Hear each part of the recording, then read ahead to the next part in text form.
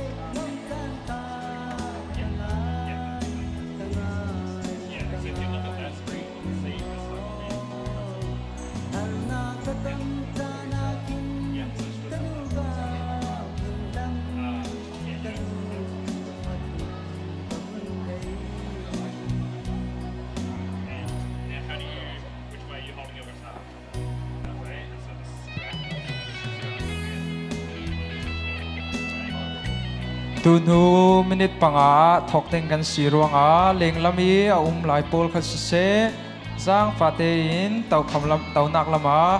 era tau sak tengin zang fa kan lo dil.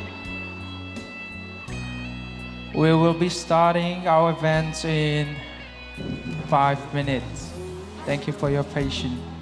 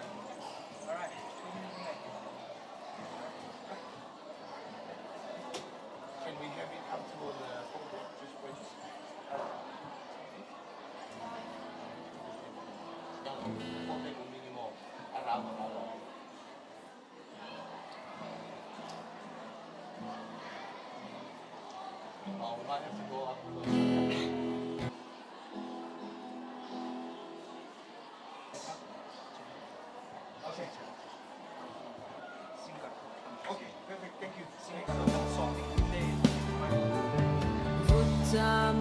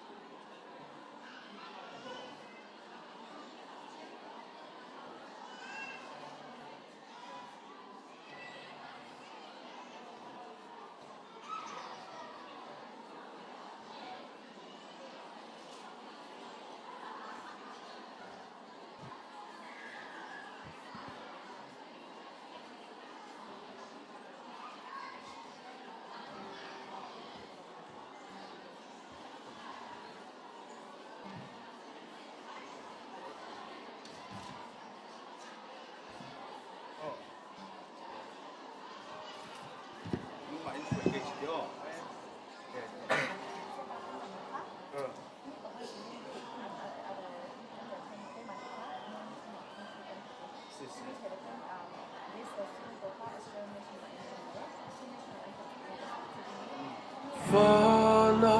bờ thiên thôn căn tông đi cả lấy hương nghi thiêu đàn bôi bãi nên cái xin điên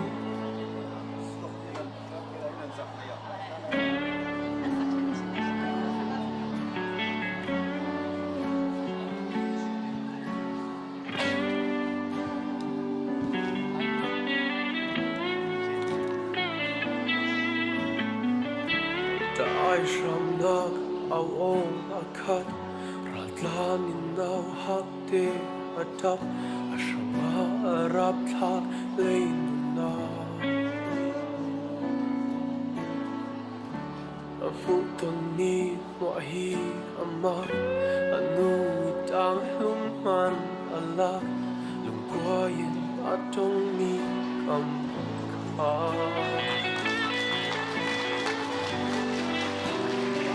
Hello, nan zapite lai kum thar chibai.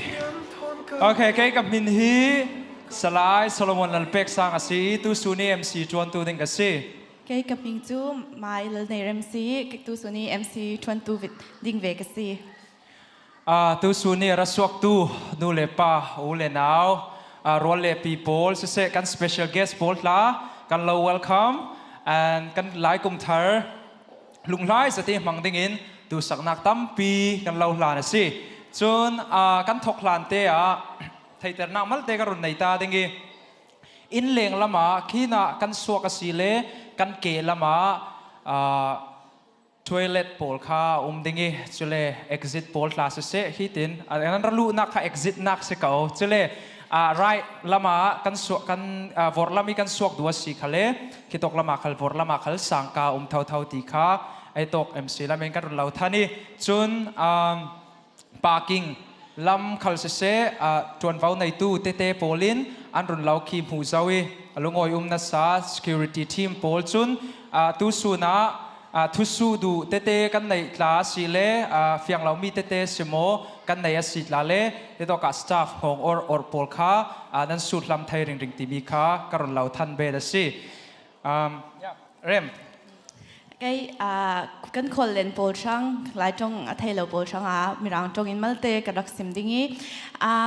We would like to welcome everyone here today. Happy Chin New Year. I hope you enjoy our festival, a celebration, and enjoy our performance as well. Just a bit of housekeeping. When you exit, on the left side is where the toilets are. On the right side, there's also parking. You probably already know this by now, just in case. And the other thing is, if you guys have any questions or need any clarification, direction, there's always ushers with a tag who you can always ask questions. Thank you. Okay, rem kan lungoi. Tu chana chun malte kan chan pandan ding polkha karun sim than ta dingi. Himi MC kan televete in Australian National Anthem le kan Chin National Anthem kha in sak ding in VSL long tanaw hak polkha kan rak som chi dingi chumi thein opening prayer in nei sak tu ding kha sham thok thla chamnak in nei sak tu dinga Reverend David Sam kan som chi ding chumi televete kan rat ding sal shri laudingi kan rat ding suak shri laudingi culture dance moite culture lam moite in lam sak ding in CCV elderly group polkha kan rak som chi ding asi. Now we would like to start our program firstly with acknowledgement of country. Chin community Victoria acknowledges the Wurundjeri people of the Kulin Nation, the traditional custodians of the land on which we gather. We pay our respects to their elders, past and present, honoring their wisdom, resilience, culture, and community. We express our thanks for their caring for country for generations. And now we would like to invite VSL students to sing the Australian National Anthem, followed by the Chin National Anthem. And then this would be followed by an opening prayer from our pastor, Reverend David Za Thang.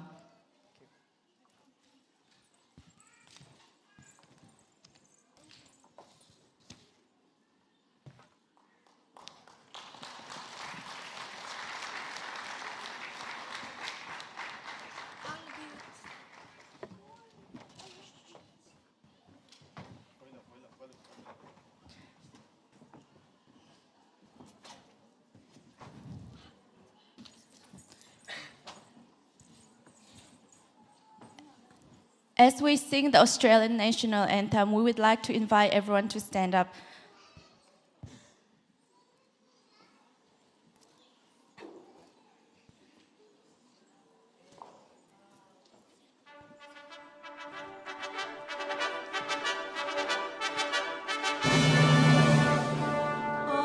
Australians, oh, let us rejoice, for we are young and free, with golden soil and wealth fertile. Our home is God by sea. Our land abounds in nature's gifts of beauty rich and rare. In history's page, let every stage advance Australia fair. In joyful strains,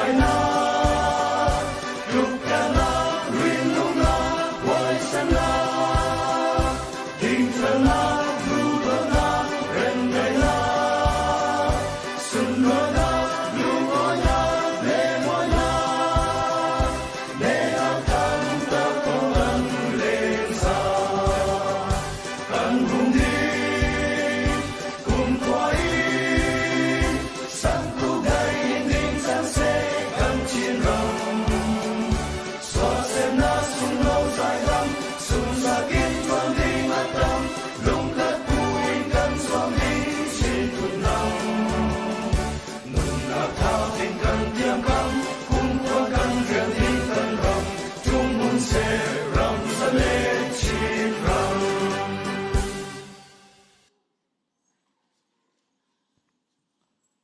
ำนักกันในตาดิ้ง let's pray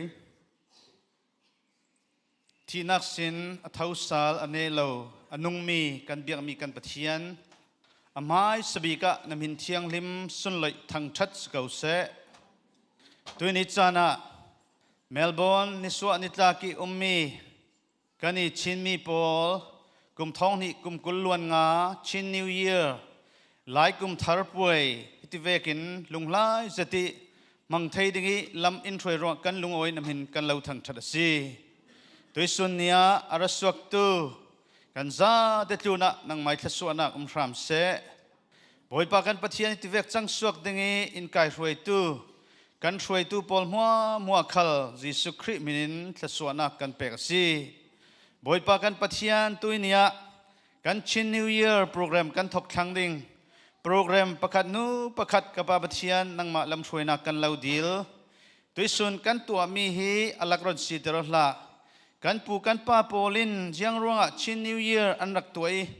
เจียงเวกินจานอันรักมังเจียงเวกินปะเทียนนุงอันเหล่าเบียกอันเหล่าสุนลอยตีโปลตาอัธรีกันไทยนักดิ้งตัวส่วนนี้กันโปรแกรมไอเดมประคัดนูประคัดบอยปานังไม่ทศวนักอินเป็กสักครามโมจะลองสลาวินกันควรเรียนโปลขลินอีเช่นมีพุนโปลฮีบอยไปริลมีพุนโปลสีตีเตียงอันไทยนักดิ้งขลาตัวส่วนนักทราวเทียงลิมปีลำช่วยนักขลกันเหล่าดีละสีตัวส่วนนี้ฮิโตกะนังมากันเหล่าทั้งชัติชินนิวเยียร์กันมังติกะฮิโตกสุงะเสเลียงลำกาปากิงลำขัดเสบวยนักนายนกนักเหล่าดิ้งขะนังมาลำช่วยนักกันเหล่าดีละสีกันติดสุกันนุนนายังตินกิมนักกุศเทียงอาลาลานินยิสุคริมินินทากันจำบอยปังปะเทียนอาเมน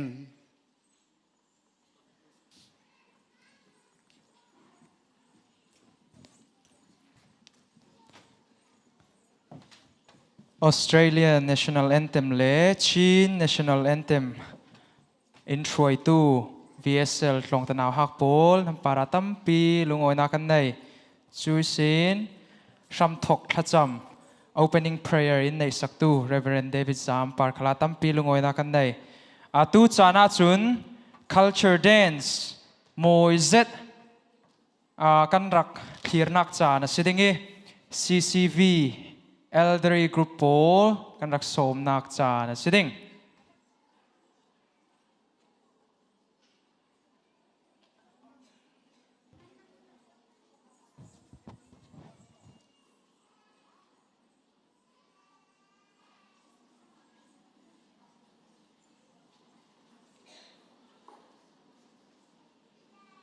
จะเบ่งนักโทน CCV EG Paul กันรักสมไป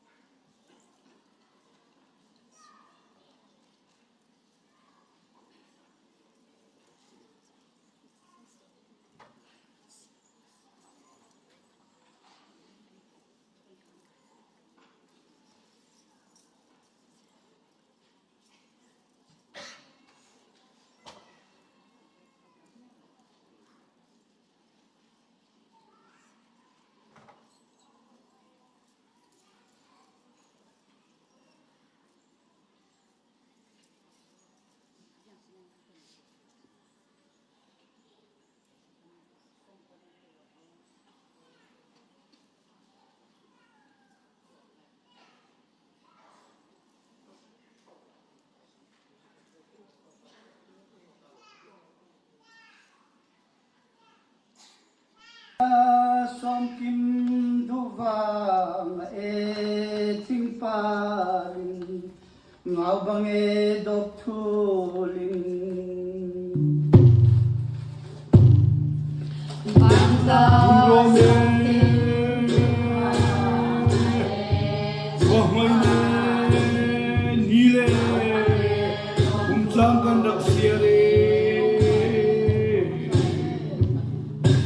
King way like Tane Famere Ul Merak Swallow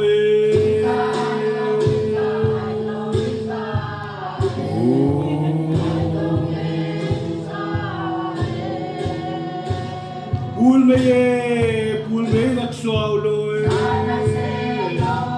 King way like Tane Ul Merak Swallow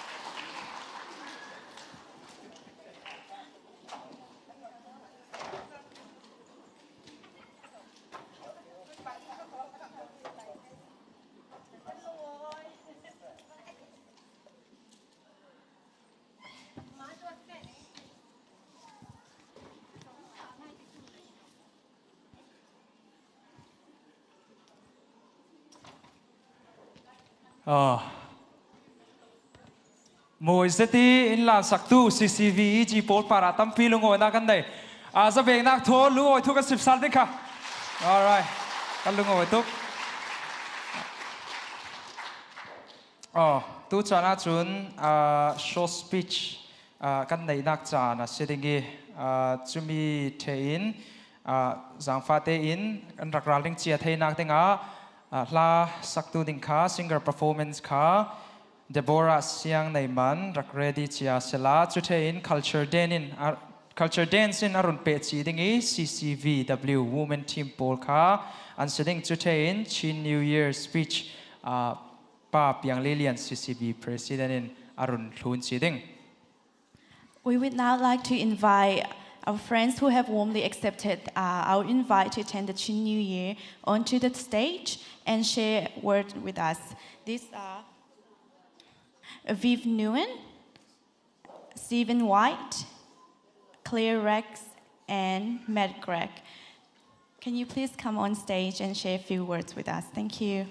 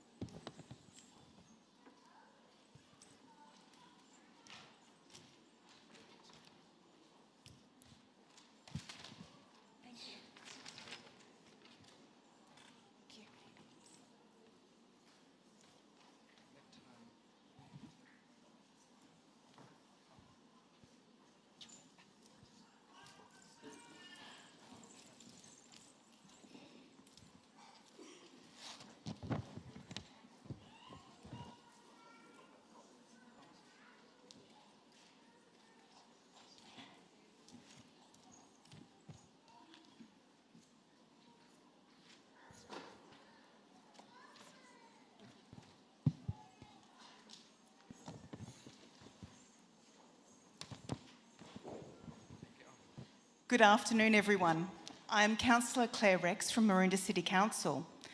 Thank you to the Phalam Chin community for inviting me to celebrate Chin New Year. Thank you for the acknowledgement of country stated by our hosts. We also pay our respects to elders past, present and emerging. Maroondah is a refugee welcome zone, and we warmly welcome refugees into our community and encourage them to share their cultures and heritage with us. You want me to translate now? Yes. Yeah. This one in Sawm Kalung Kamin to Councillor Claire Rex Asi Maroondah Council Maya Ayo Karatel Tichole. We ram nay tu kan tipe so acknowledgement to mi tampi kalung oi ati. The Chin New Year marks the end of one year and the beginning of another. A sporting competition at one of Maroondah City Council's facilities at Dorset Road Recreation Reserve was held yesterday and was also part of these celebrations. See, hit Chin New kum cham nak si mizana kan sport le nak Dorset Recreation Reserve and nay. I am sure the younger members of the community enjoyed their events and activities including volleyball, soccer and other games while giving them the opportunity to make new friends. Cultural events such as today allow us to come together to celebrate and understand more about Chin culture through music, stories and dance. See, Mizan electu Paul Haysen Minau Upasese Nanom Zating Kazum Sole Hivek Nun Pung Ma Lam Tevan Lam Mihi celebration to Naxi Midang and Low Tainak last year. It is wonderful to see great mentors in your community and how they are teaching young people to become leaders through their voluntary roles in organising events such as this. We thank you all for your hard work, and we know it will lead to a great future for the future generations. Enjoy the day, and thank you again for sharing it with us. Happy New Year. Say, this one back then to he Minau Paul Shanga evak community how to antuan nak denga ki anjir nak si kami ka thaza itu vek in somi tampi ko lungawi.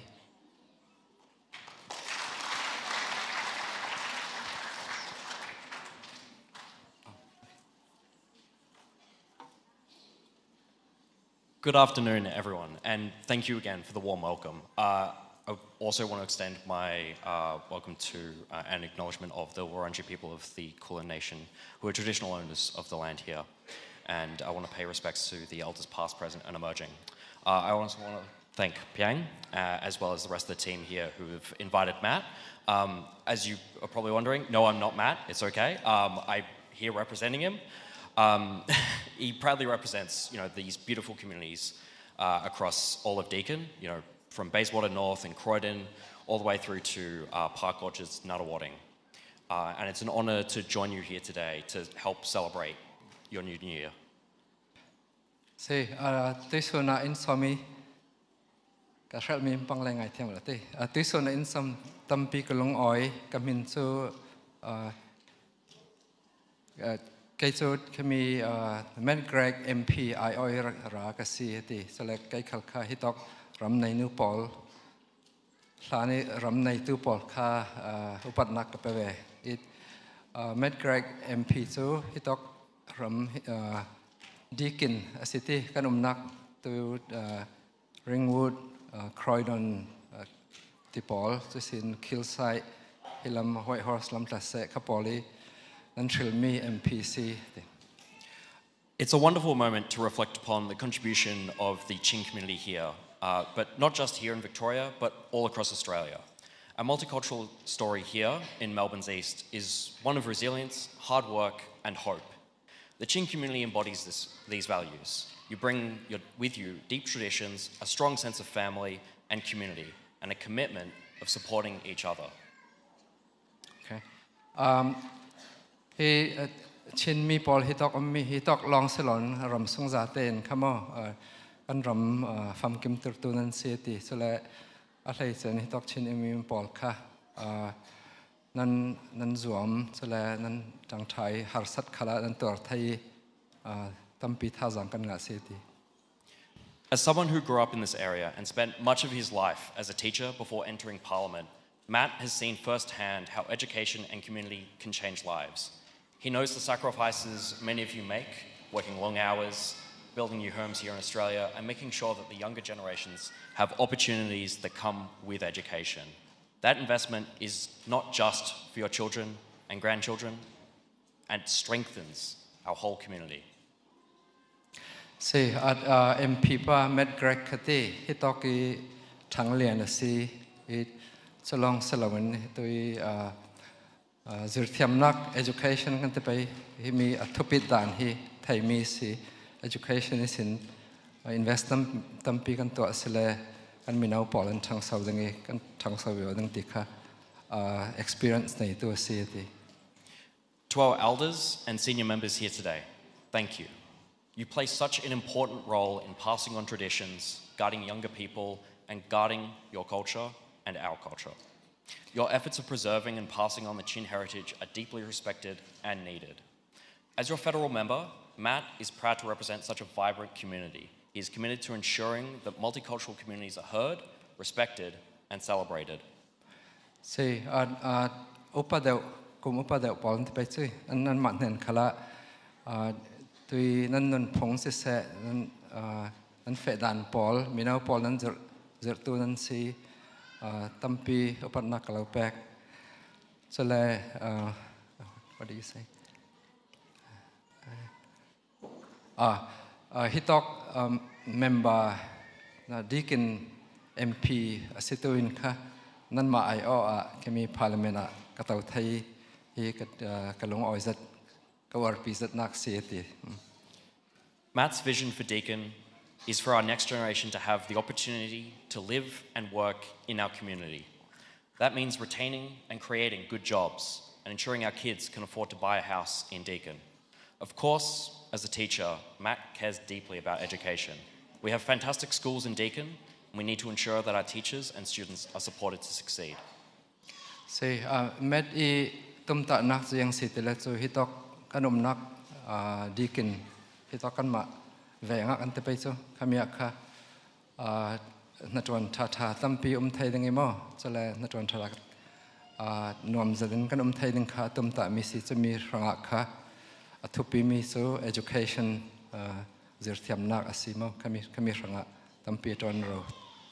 Thank you again for inviting Matt along, as well as myself, and we both look forward to celebrating alongside you as we welcome in the Chin New Year. Say, Matt Greg MP in sawm sakitam pi kan lungawi chale nan kumthar alom naka nom zten mang thedinga alo tum ta saksi lungawi.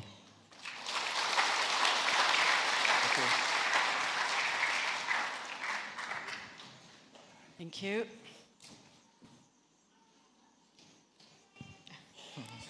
Hello, my name is Sylvia Coombe. I'm not Vivian, but I'm representing her. I'm a commissioner of the Victorian Multicultural Commission. Say come into Vivian Coombe, Sylvia Coombe, sorry. Vivian Coombe Vivian ngoyen tin kawi ani khasu artelman la ronga ama ai rami kasi Victorian Multicultural Commissioner pakhat kasi. I also would like to begin by acknowledging that this event is held on the lands of the Wurundjeri people, and I wish to acknowledge them as traditional custodians. Say kai khalkha hitok himi poinan to anak ram hi arak nei tu su Wurundjeri mi policy tikha hinsenak ka pe du heti. And I pay my respects to their elders past and present, and any Aboriginal elders of other communities who may be here today. So an upa pol kha upat nak ka pe chalong selawin tu suna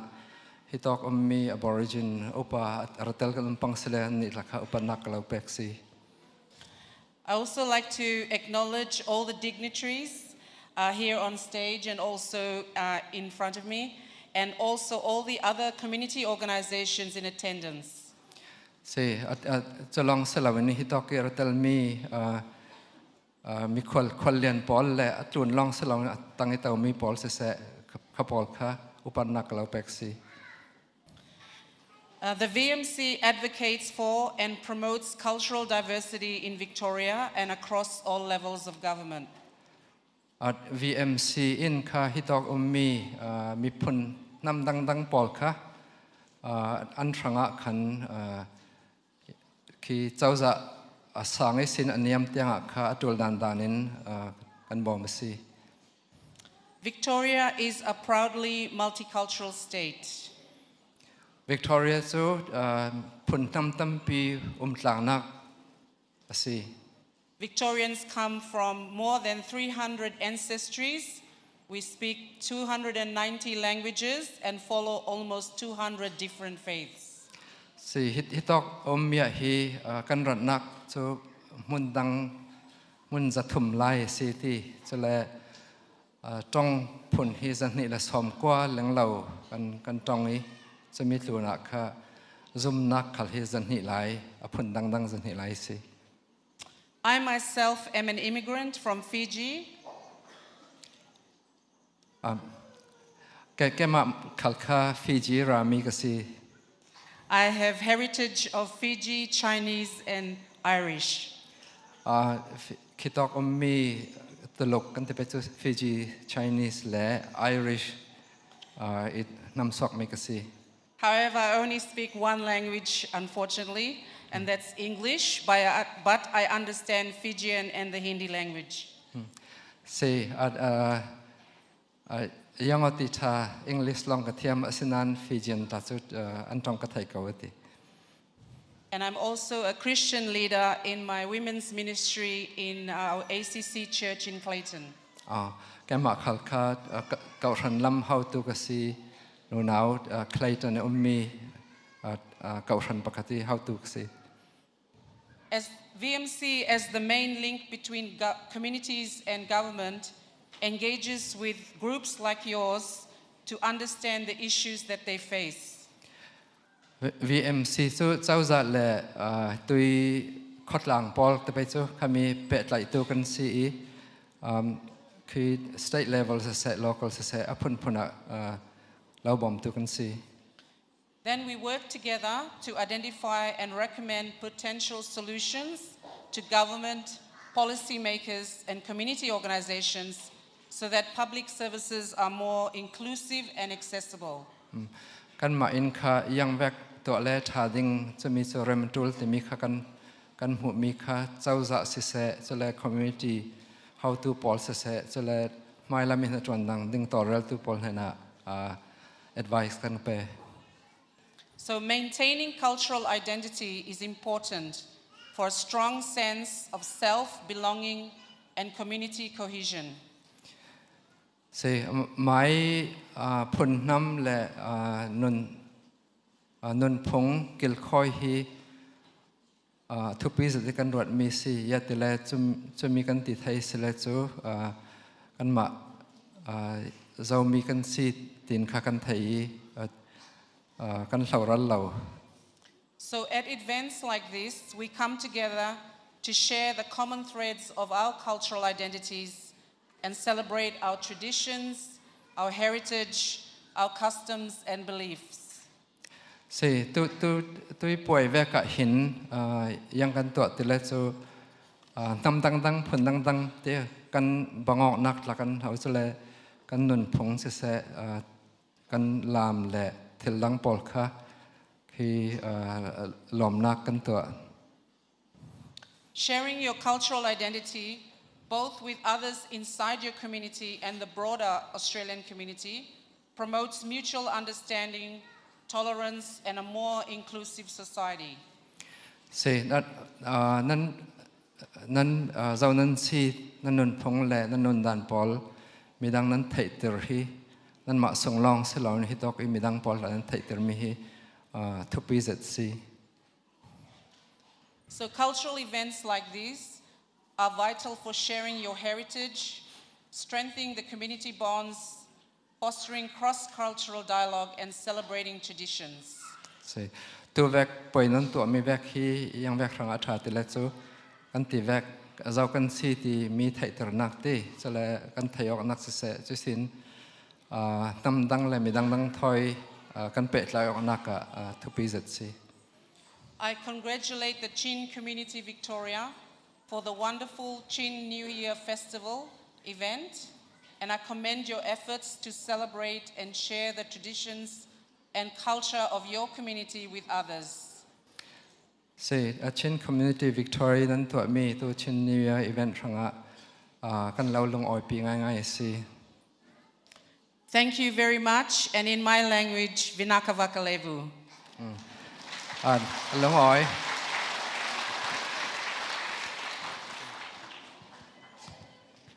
Please feel free to go down. G'day. G'day. Good afternoon. Thank you for inviting me today to celebrate the Chin New Year Festival. Sun lam tha, zan lam tha, this space te. It tu sunat Chin kum thar poya in sawm tampi kalung oi. Ki longai.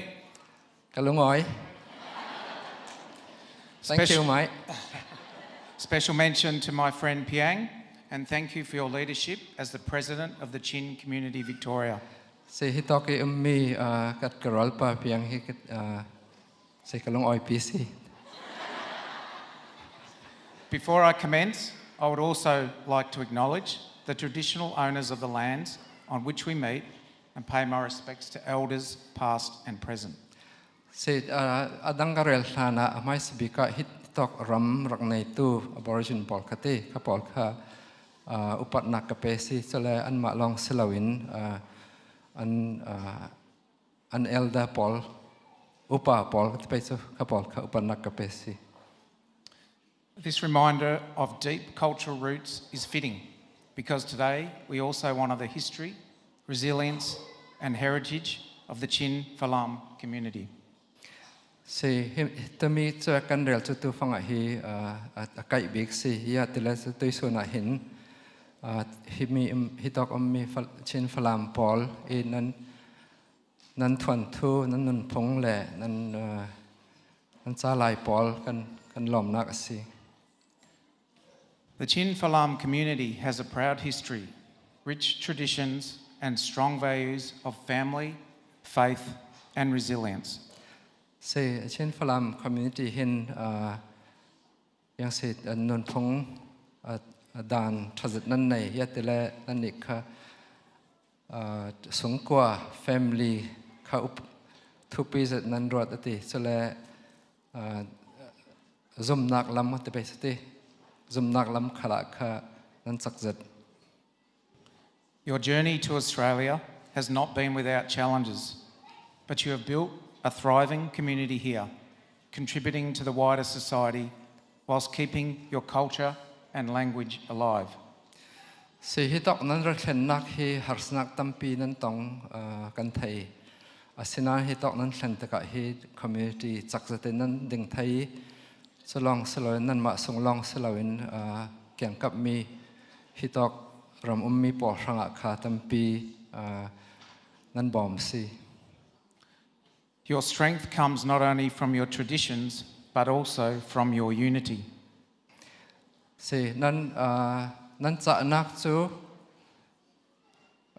khi khotlang nan nei rong selawin mun khaten nan tangtlang rong asi. Whether through supporting one another, celebrating your heritage, or guiding the next generation, you are showing the best of what community means. Se vậy pakhat nan bomong selawin selai midang tlanan bom selai nan nun phung khan yang nan lom pi selong selawin nan na hak pol kha naw ta deuh pol te pe so mai lam phranga lam zin nan moi cherwa asinan ni nan cha nak. I acknowledge that some of you may have had experiences with police or the military in Myanmar that have been negative. Se arak khatin nan ratnak rama khan police se saula ral kap pol thon se yang mo se nan ton thalau nan rak tong da ti kan lau thai. This history can sometimes create hesitation or mistrust towards police in Australia. So mi nan ton ronga kha hitok nan thlen nu khala polik se saule ral kap se kha zum lo nak mo ti nak nan nei thai. Victoria Police operates differently from the armed forces or military in Myanmar. Se hitok Victoria Police su kol rami ral kap le polik thon kan bangolo shrim dang pi kan si. Our role is to keep the community safe, and I expect my staff to be inclusive, approachable, especially in multicultural communities. Se kan ni tuan bau thupi bik so hi mi pi ha dam ten thainak ding si I ka tuan pi kan hoi tuan pi za ten kha thupi bik so yang si tele so atui a hlai che in ramdang mi le tongdang mami pol hena kha tha te ol te pet lai thading an siding khathupi. I encourage the Chin-Falam community to report all and any crime. Se tui Chin-Falam member zaten te yang mo til to sol nan mu asila kha police na in report dinga zang fak lo dil do. If the person making the report cannot speak English, we will make our best efforts to provide an interpreter. Se polik ne ni asim tu nan omid like English nan thiam lo asipang le kha atong let tu kan lo lak sak ding. As you celebrate today as a community, may you feel proud of your heritage and hopeful for the future. May I see that one? Okay. Se tui su ni nan khot lang hiti lom nak nan nei te ka kha nan yang te ka nan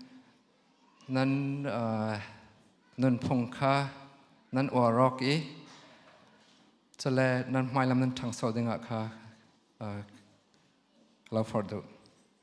Let us all give thanks for the resilience of the past, the achievements of the present, and the hope for the future. Se zaten hlani har sakan doctor thainak se se sin mailami kan than sowan dinga khan lamjin kan ne dinga kha kan lungoi ding. Thank you, and may God continue to bless us. Se may God bless you. Pathian Thlasalo program set. Thank you. Thank you. Sorry.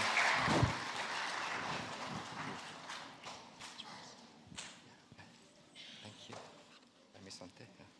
Sorry. I'm a bit sweaty. Thank you all so much for coming here today and sharing a word with us. I would like to now read a short message from Aaron Violi, MP, Federal Member for KC. Aaron Violi, MP, Federal Member for KC Member ka tu sunara thelo ranga cha in run kwati khami khamal te karak siar sakding. I'd like to begin by wishing you all very happy Chin New Year. Sorry I can't be with you today to celebrate the end of the harvest season. Festivals like this are a time to reflect on the blessings of the past and to look forward with hope and renewed purpose. I hope you enjoy this time for celebration, you give thanks and gather with your loved ones. I have joined you for Chin New Year in previous years and have no doubt that this celebration will be a special occasion, filled with traditional songs, dances, games, and as you celebrate your rich heritage and community spirit. It is this strong community spirit that makes the Chin community such a valued and integrated part of our community in KC. I know many of you have overcome difficult challenges to build new lives here in Australia, but our community of KC is so fortunate to have you here. You have brought with us a rich culture and a strong sense of community that contributes to our multicultural story here in Australia. I'm determined to continue working together to make our community even stronger. I hope you all have a wonderful celebration and a new year filled with happiness, health, and success. Thank you.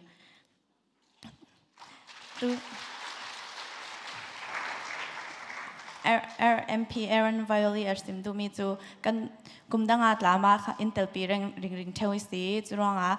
tu sung tu kum karakter thelo nan chan nan phang nuam dingi himi nan to mi parat la tlwang te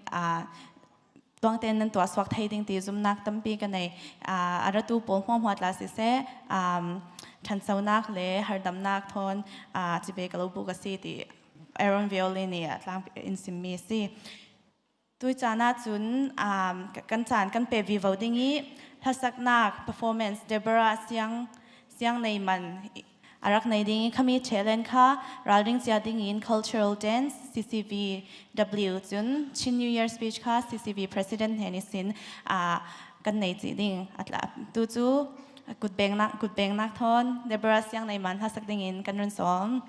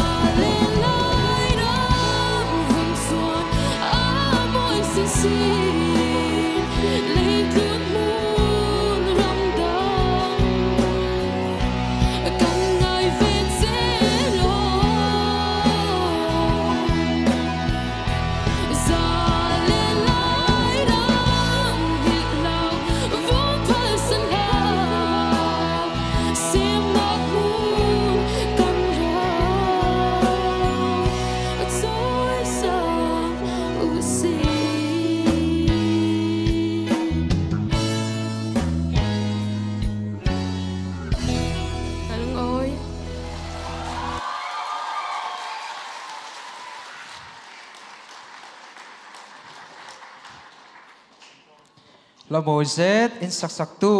mai devora parah tampi lungawiten na kan nei tu chana chun la môi zet in lam sak ding in CCV Women Team Paul kan lau som zave nak thong kan ra som chiao pai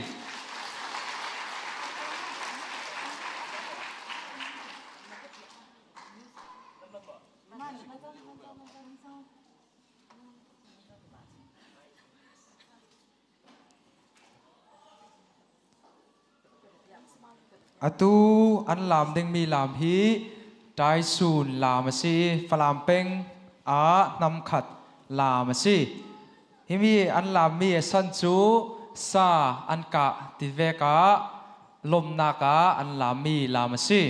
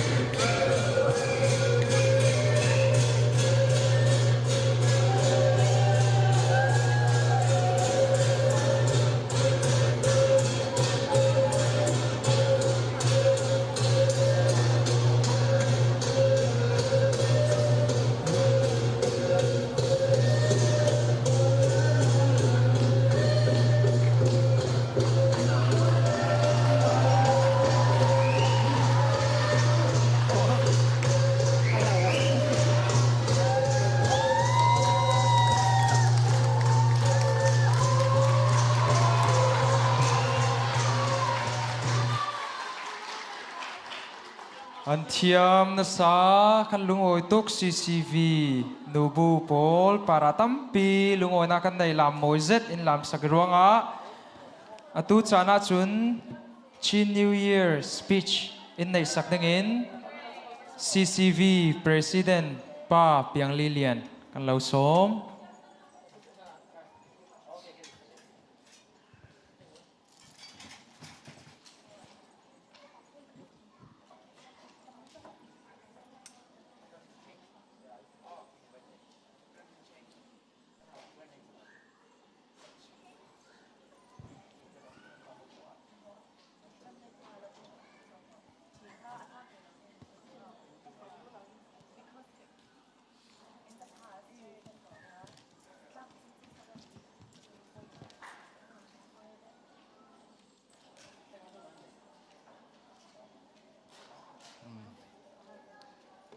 Alright,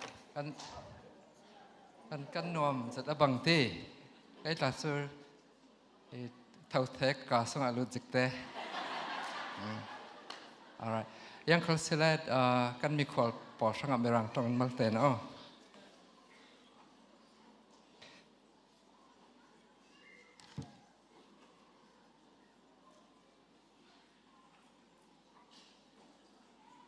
I also would like to acknowledge the traditional owners of the land and pay respect to their elders.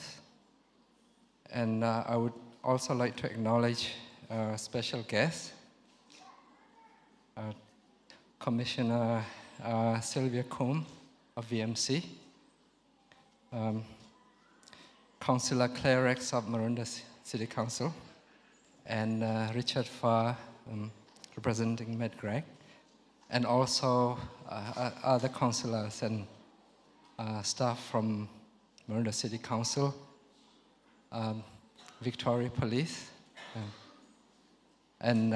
leaders of Sister Chin and other ethnic community groups. There's Burmese, Karen,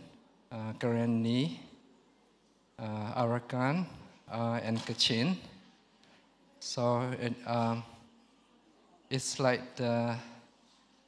deja vu. It's like back in Burma. Thank you very, very much for coming, and also a special guest from VSL.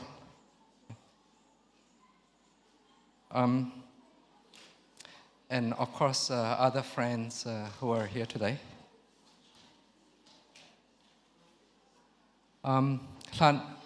Kan pupa san laya cái mà thằng cái thầy son là kan tampi cầu ite khi thầy chi anh chi ni anh thể cùng chăm sóc á khăn bồi anh đặc này theo min phun nên kan đặc cầu ite phang air từ từ là kan chui xin dong pui thâu tên rẻ tin Phalam khó sống mà nãy cả Phalam beng mà nãy cho rất sẽ là tới đêm làm mình sẽ đong bui thì anh cầu xin mình đang tăng cái anh cầu khắp all cả mình cho đang nan kan tum ta mi sẽ bắt gì sẽ là anh đặc tọa sản theo số October thả rong á khi full moon tapi avang big zan khi September October tapi avang big chu kum khat sunga avang big thewanti yatele mirang tong in chu harvest moon anti thadang na ken avang chuang anti chumilai khan rak to theu nithum rak to si our ancestors in Chin State in Burma celebrated their harvest at the end of the growing season to mark the end of the year as well as the beginning of the new year. And it was the most important festival on their calendar. And it was usually celebrated for 3 days. The first day, guests arrive, they celebrate the second day. The end of the third day, guests would leave. But not only that, sorry, quite long time ago, even a person's age was counted by how many harvest festival has gone through. So if you're born in, say, March, and someone else is born in, say, June, by October, you're the same age, according to that tradition, right? But the festival had many names in Chin, and Phalam is one of the 9 different towns in Chin State, and even within Phalam, different clans would call it, different tribes would call it different names. There's a Dong Pui, Phang Air, Tenre, Thau, and other parts of Chin State, they have their own name. Kid Mirang Kutnoi Sin Independence kan nga pektea kanti. Laitlangi Zao Za Thunai Tu Bik Zu Yang Asitila Zu Chin Affairs Council and the Chin Affairs Council Little Me Zu Laitlangi Si Antril Mi MP Bolansi. จะมี Chin Affairs Council ค่ะ Working Committee ประคัดตัวจะมีค่ะ March นิทยสรี1949 ขันยังอันรักยังทวนรักเรียลจัดติสเลจูให้มีชินมินให้มีกันป่วยให้มินดังนอนเหล่านี้มินประคัดได้กันตัวไทยนาดึงกุมทาร์ตินกันเก่าดึงอันตีจะลองสลาวินออกดูบาส่วนรุกส่วนสรีส่วนเรียดค่ะ public holiday แสดงจะมีกุมทาร์ป่วยตัวนักตีนันรักตี after Burma gained independence from the British, the top governing body in Chin State was called Chin Affairs Council. And a working committee on the Chin Affairs Council on the 17th of March 1949, they passed a resolution to kind of standardize or to give a common name for this festival. And it's called in Chin Kumtar, which means New Year. And the reason behind that was we celebrate, everyone celebrates, but everyone calls it differently. So they said, why don't we just call it New Year and celebrate in the same name. And they also mark October 26, 27, 28 as a 3-day public holiday to celebrate this.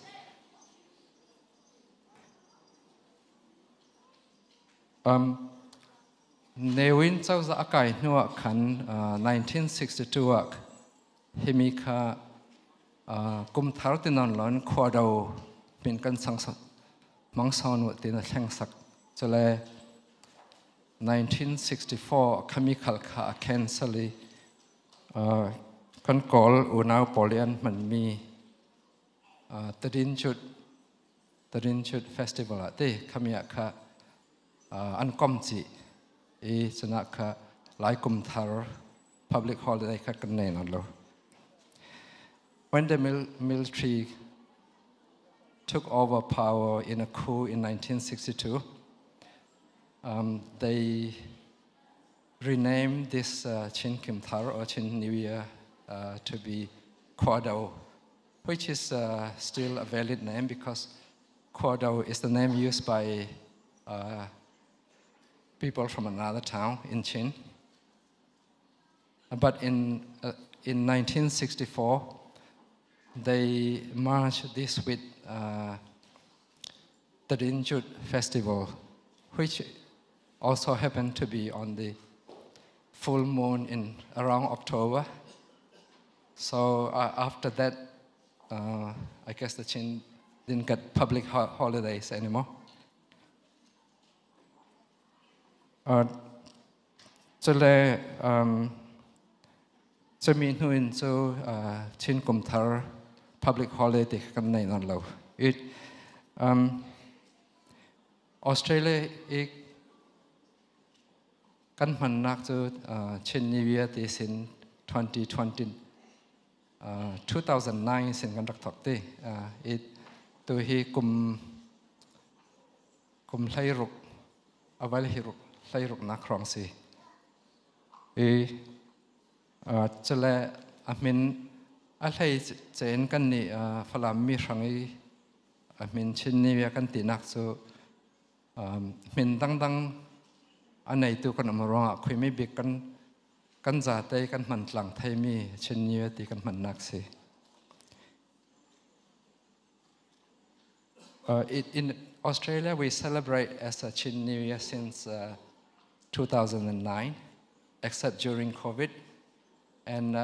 we could have used a different name and by the way all the names are valid I'm not saying this name's wrong this name's right or anything similar to you call it footy, AFL, you know, football. They all refer to the same thing, right? So it's but maybe AFL is the official name. So we decided to use the Chin New Year for inclusiveness and also for at least for Phalam Chin people for practical purpose. Because if we use other names, then we'll be arguing, oh, why don't we use this instead of that? So if we say Chin New Year, then it's the same for everybody. So, Ariel mi pakatsu tuikativek min dang tla kan pang thainan Chin New Year kan man nak so kan zate kan man tlang thaina si chule pakhat kan el lau na kan lungrual nak ding si. Yeah, as I said, it's all correct names. If I may quote, a rose by any other name would smell as sweet. Yeah, refers to a rose from Maroondah City Council. Si tu zanit ram mi zate parah tampi kan lungawi ahlai chen atorel tu lam zero teteka Thatim naka no Paul lam zertla roll rak daw tu tewek tla kan omiti kami kat tampi kan lungawai decoration to tu sise adang tui chan tampi thazang sise chan sise sumpain sise rak bom tu zate para tampi kan lungawai. Thank you very much for coming and I hope you enjoy the remaining performances. We still have wonderful cultural dances and then also we have very good singers. So please enjoy the event. Thank you.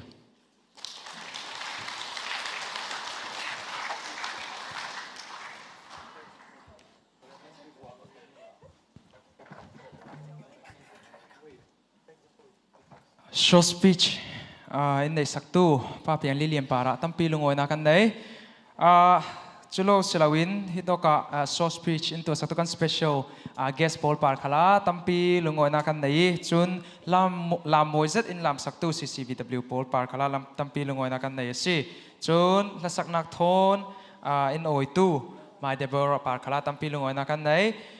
himi cheveten culture dance ka CCV why Paul Kha kan raksom chi dingi chumi thein singing performance kha mai ngun thasung asiding chun chumi pe in culture dance kha CCV junior Paul Kha rakral ring chia dingin kan lau som tu chana chun zabegin CCV why kan minau Paul lamnak anrut nei dingi zabegin kan rasom chiao pai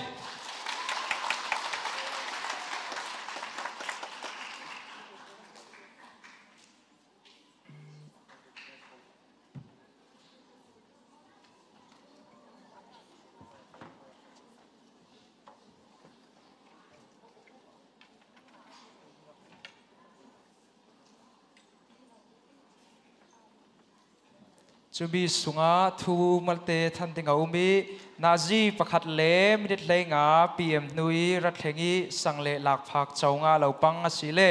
zangfa te nin rak thei thiamu thu kan than chiami asiruanga chan bikhia ten kan runti na ka si sangtla tampi a hlei lai program the lama kan zem saldingi nan chawnga salding ti kha kan run lau than si chu lungoi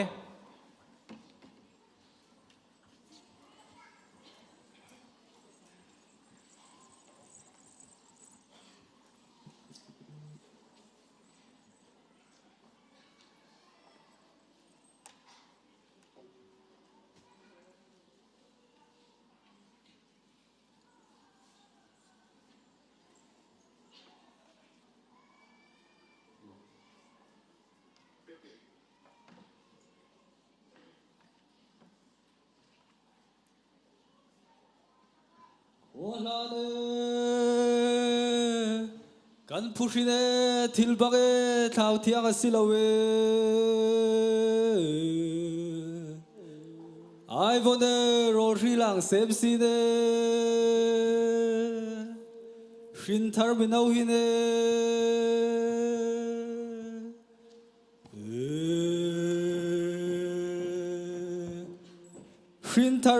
쉰타르비나우히네 아이보네 로리랑 셉시네 쉰타르비나우히네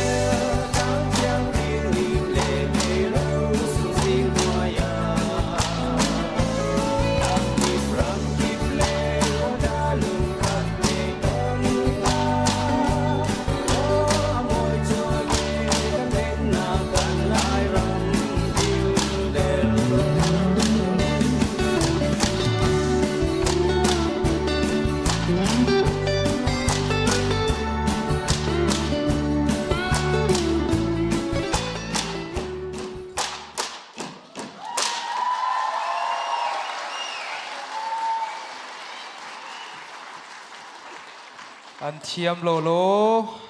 CCV minau rinsan mi pol an parah tampi lungoi na kan nei tu chana chun singing performance nak chan kan rangai nak chan singing lasak performance kan rak som nak chan singing I mai ngun tha sung kan rak som ta ding mai ngun tha sung za bengin rak sobu si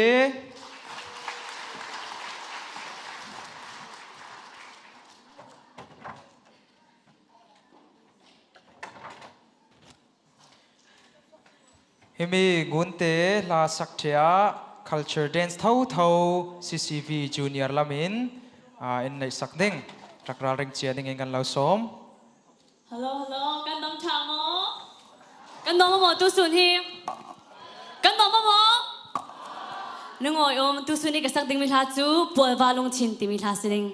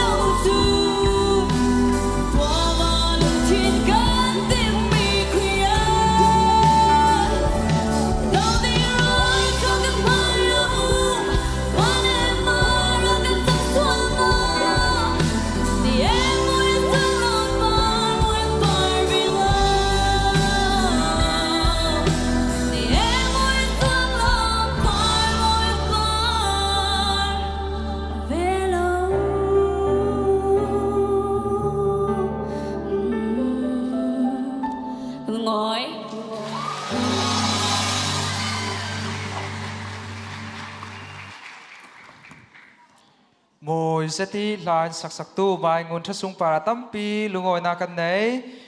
tu chana chun culture dance kan rak zau na chan se sal dingi CCV junior pol za begin kan som ta pe ibi CCV junior an thebete in CCV awards pek nak dingi chumia CCV EC pol rakral ring sakchia ding kan lo som chumi thebete in traditional fashion show ding zate kom CCV department polan siding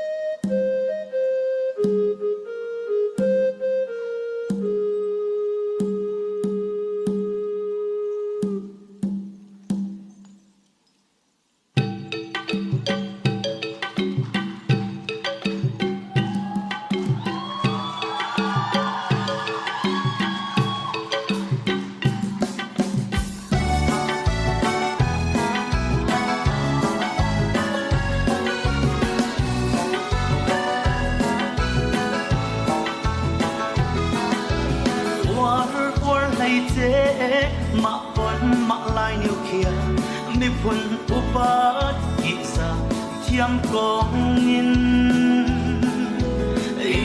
ít lấy chế để mà mi mà xa đẹp bắn mi phun đắng hoa chuông xì lâu ô lại rắm ô bôi ba bết nát rắm mi phim mi thiang xa xóa nát ô lại rắm thoáng thu môi thô nên tim đi ô lại rắm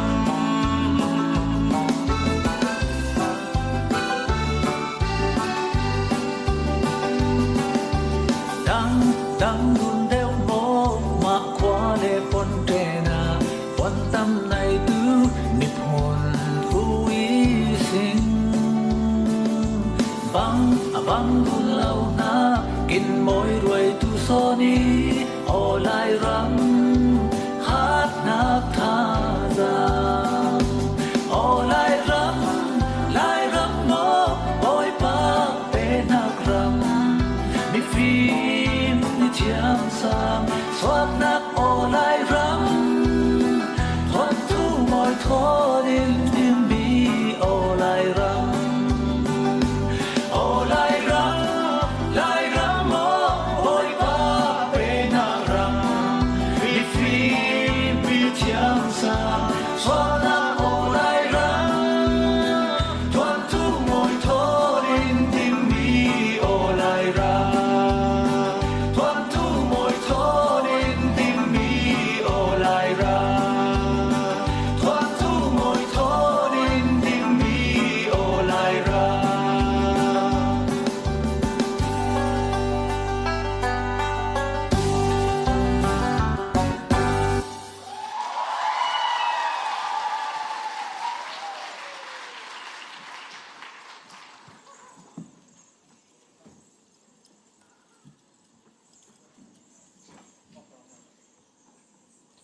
làm mồi zet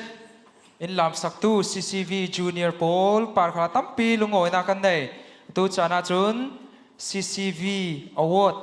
kan pe nak chana sidengi CCV Award in pek sak dingin CCV EC Paul kha kan rak som dingi chumi 10 traditional fashion show kha CCV department tinin rak ra ring chia sela chumi sunga than bet mi mi chu CCRFC lucky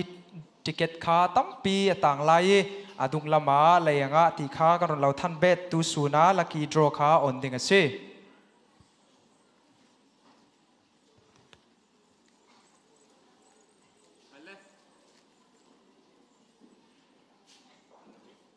mo tu sunira suak tu kan fa le nu le pa kan pa le kan pu le kan pi kan khotlang za ten tu suni tiang dam nak cha nak in pe hi khwal hi ti le rama mi phun khat u naw sung khat tlan le nak chan tha chan sung lo in san tu kan pathian min thang tha tem kau se kan ni CCV committee lam sin chan toite kan run mang ta dengi chumi a laksong pek nak le sun loi tlak mi sun loi tlak nak chan toite kan run man ding tu sunya hlei che in hi quality le ram kan rak tika la na athenin nan rak manglai dingi kan pa le mi tampi in hi mun hi quality rama in liam san zawi upa in kan fe vi vau dinga si le kan laka kan pa le tampi kan nu le kan pi le kan pu in dam pi lai khami khal kha pathian ne lungoi thu sim ding kan tlak sam jet mi le kan tru jet mi city mi kha naw le rual le kan ma thang tharin kan man ding ka du chun kan ma laka alei chen kan pa rual si zau mi si se CCV fuai tu laka akum zong khalin kan my community sunga kan pa din hunia ding zau mi kan mi phun sanga kan khwal kan tlang sanga naw popa in kan tin lau na ka kan nap in tit sak pha in ruai lamin hu in zir tu kan laki in tlan len pi tu kan ruai tu kan pa trong dang in kan president pa piang lilian sun loi nak sapi te kan du i chumi ranga chan kan run mang ding Thank you everyone. Mirang tong in Malte kan perding mirun sim fiang na karun nei dingi. Today we'd like to award this acknowledgement certificate to our president, Mr. Piang Lilian, for the great leadership that he's shown over the past decades. He's been a superstar, not only for our Phalam Chin community, but also for the whole Chin community and the whole Burmese community in Melbourne as well. So we're really grateful for the leadership that he's showing to us for our community and the great mentor that he's been for us. And we want to show this a small portion of our gratitude to him. So I'd like to invite Mr. Piang Lilian to receive this award. Karun siyarta ding iti sunloy nak tapi Chin Community Victoria. CCV mipi sang dudon nak Chin Lungthon. Mipi rian tu Mr. Piang Lilian. Mipun sang taimak soi natuan suami pol parah. Upat di zanak thon sunloy nak tapi kan lau hlan si.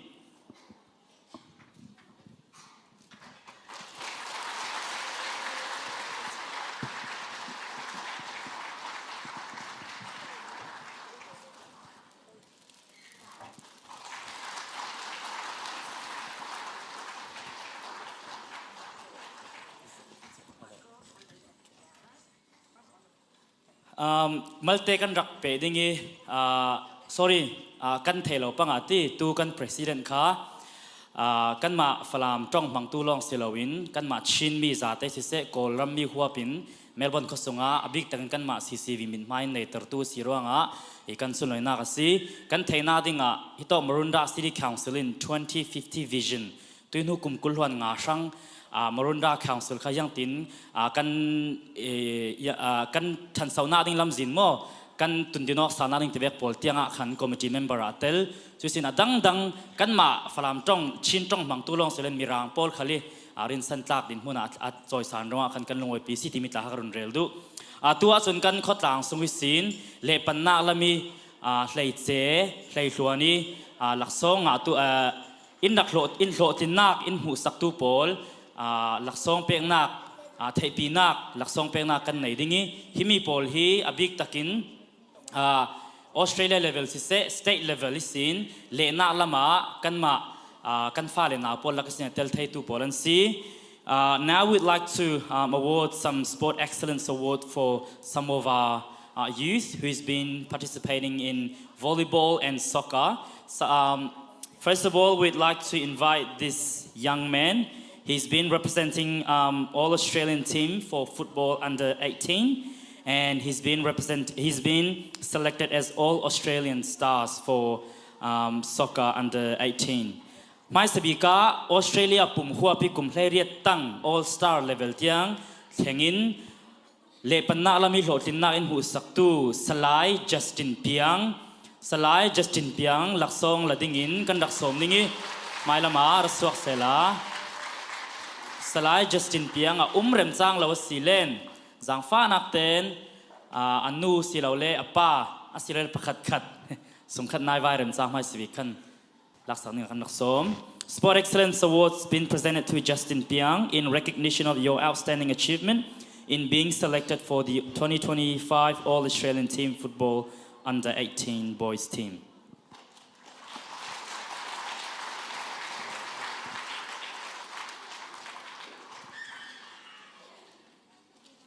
Chile kan dak pe dingi le pan nak lam thau thawa bolung long silawin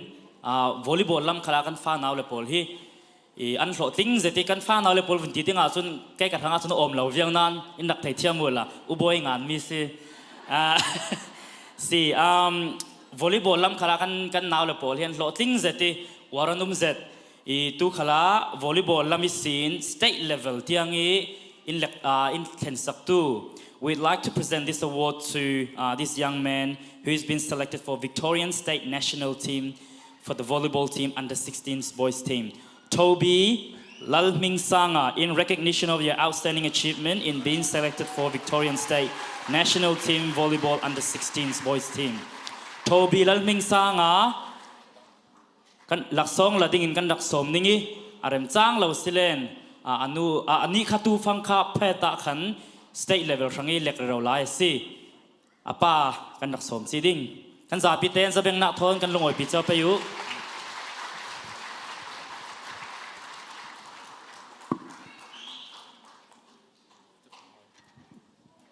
lungoi pek ding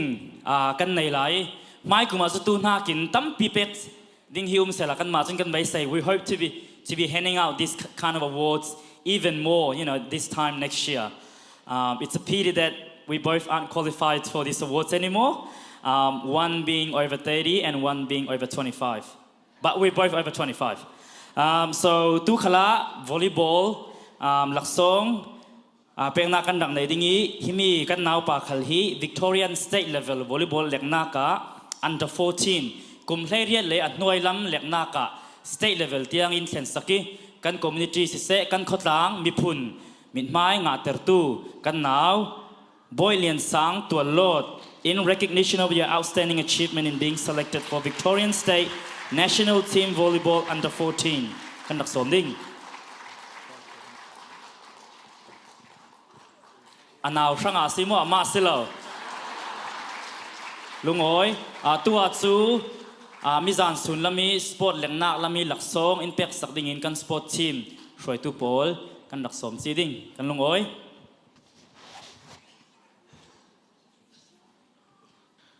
all right CCV C4 para tampi lungoi na kan nei tu chara chun sport mizan lami chin kum thar puai thong ne le kum kulhuan nga le pannak lami ne nak in chau sak tu pol laksong pek nak chana sidingi kan run fe zo zau dingi theorem in mai sabika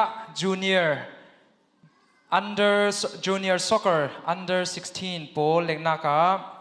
laksong in pek sak tu dingin sport committee lamin salai pa lien reu kadak song ke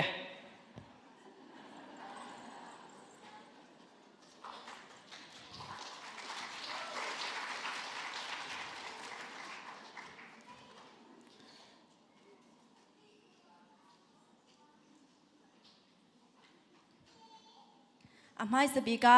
under 16 under lungrual lekna ki laksong kan pek ding mi tu top scorer sidingi top scorer in nga saktu kha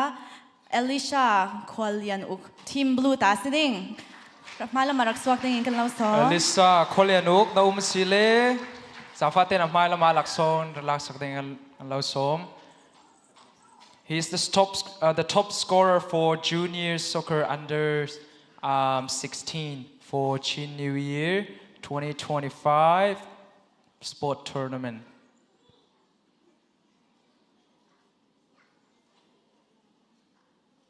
Okay, pan relax sak ding.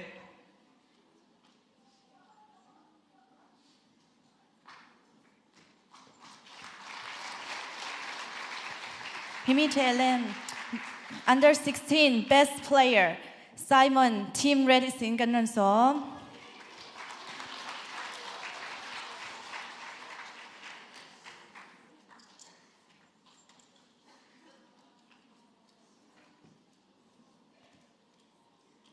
He is the best player for junior soccer under 16 for Chin New Year tournament. Tutu under 16 champion blue red le white ihsin team red captain kan ron som dingi champion po rak swak ning kan lo som All right, team red captain ka kan rak lau pe chi ding.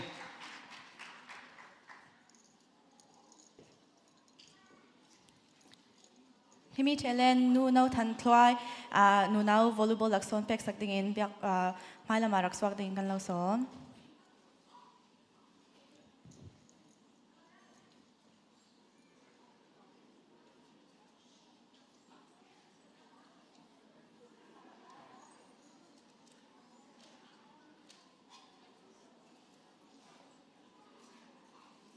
Ratlan mai. All right nu nau volleyball best player sin kan thok dingi zonan zoom zoom mi chu kan nei chiao ding ka zoom sinan best player kan pek du mi chu Christine Van siding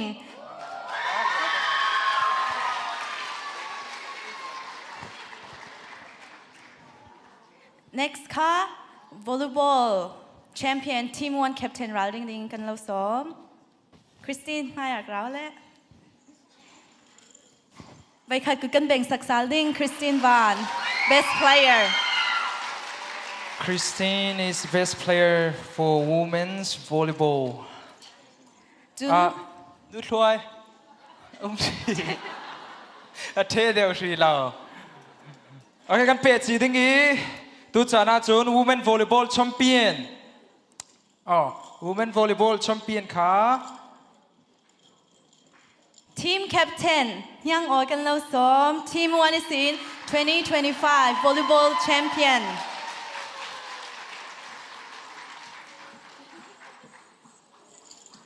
นู่นทันทัวร์ที่มีเชลเลน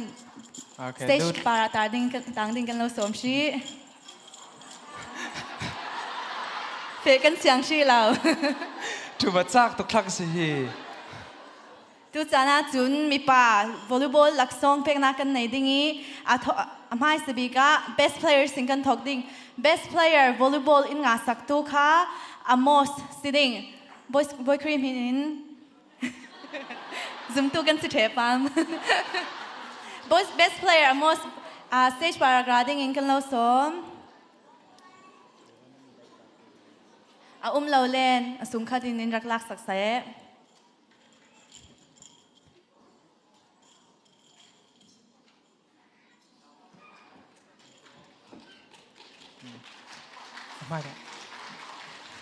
เทียมเตฮี a sister in law สิตูจู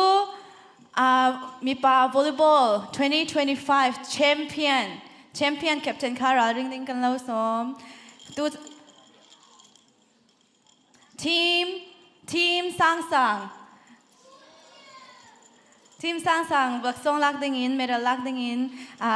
2025 volleyball champion กันเราซ้อมทีมสร้างสรรค์สิน player ประคัดนั่นนุ่มหมูเราเล่นจะมีดังกันเป๊กแต่อีดิ้งคินา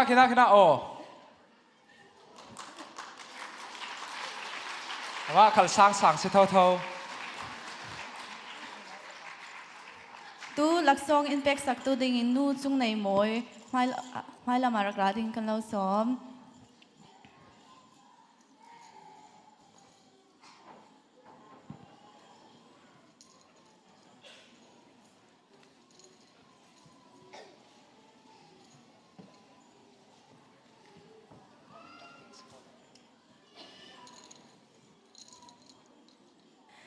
นูนาวสกากันเล็กตัวสุนัขลาท็อปเทปอินนั่นดิ้งตีกระซุ่มใกล้ตากันเล็กเหล่านั้นกระทบเวทเท่าตัวกลุ่ม2025 best player นูนาวกันชิลมีจูไมค์เรเชล number 10กัน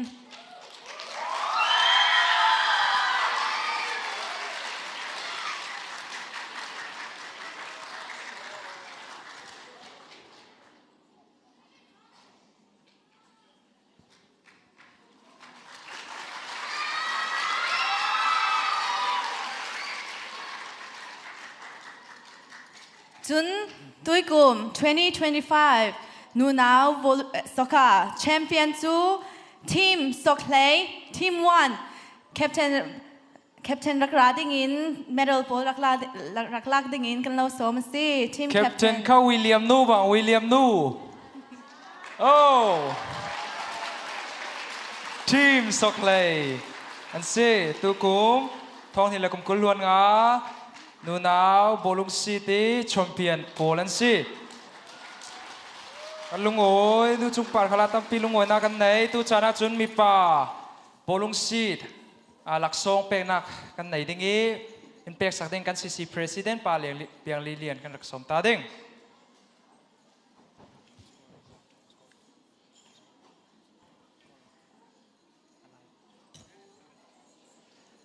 โอเคtop scorer in nga saktu goal riat rau riat thun mizana top scorer in nga saktu chu pa de hevia se อันนี้ฮีไม้บวยทีวิเศษเซ่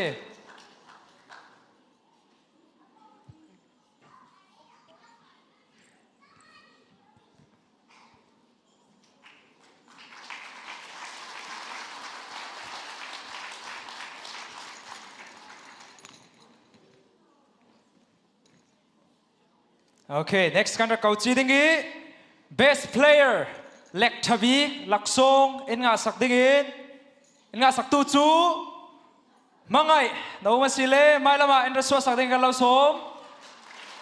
ป้ามังไง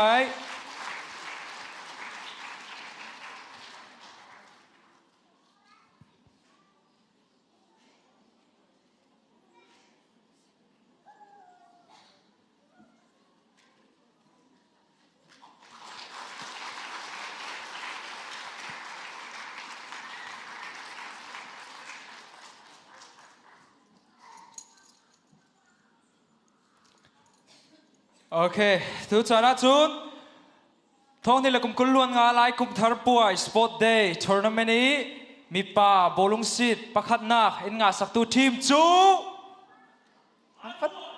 เอ้ยไม่บัวอินซีแคปเจนกันนัดสมนึงสไลด์โรนัลเลียน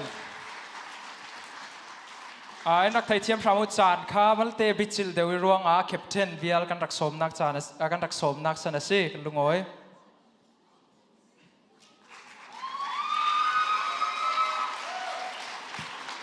ลักซงอินเป็กสักตุนลักสักตุนzate parah tampi lungawi nakan day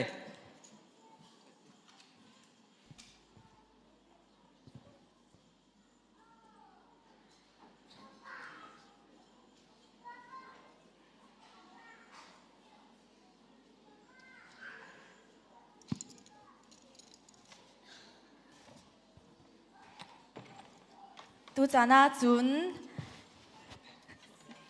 story กันหลักโลเดวีมาเต้นรักไอเทียมตูจานาจุน performance ในสัก performance ก็ตี fashion show มวยนนนั่นแคมรารักราเรื่องนู่นเลยป้าปอล fashion show ในสักตูดิ่งินมีน่าเล่น่าเล่ปอล fashion show ในดิ่งินบอยครีมิงินกันนะซ้อม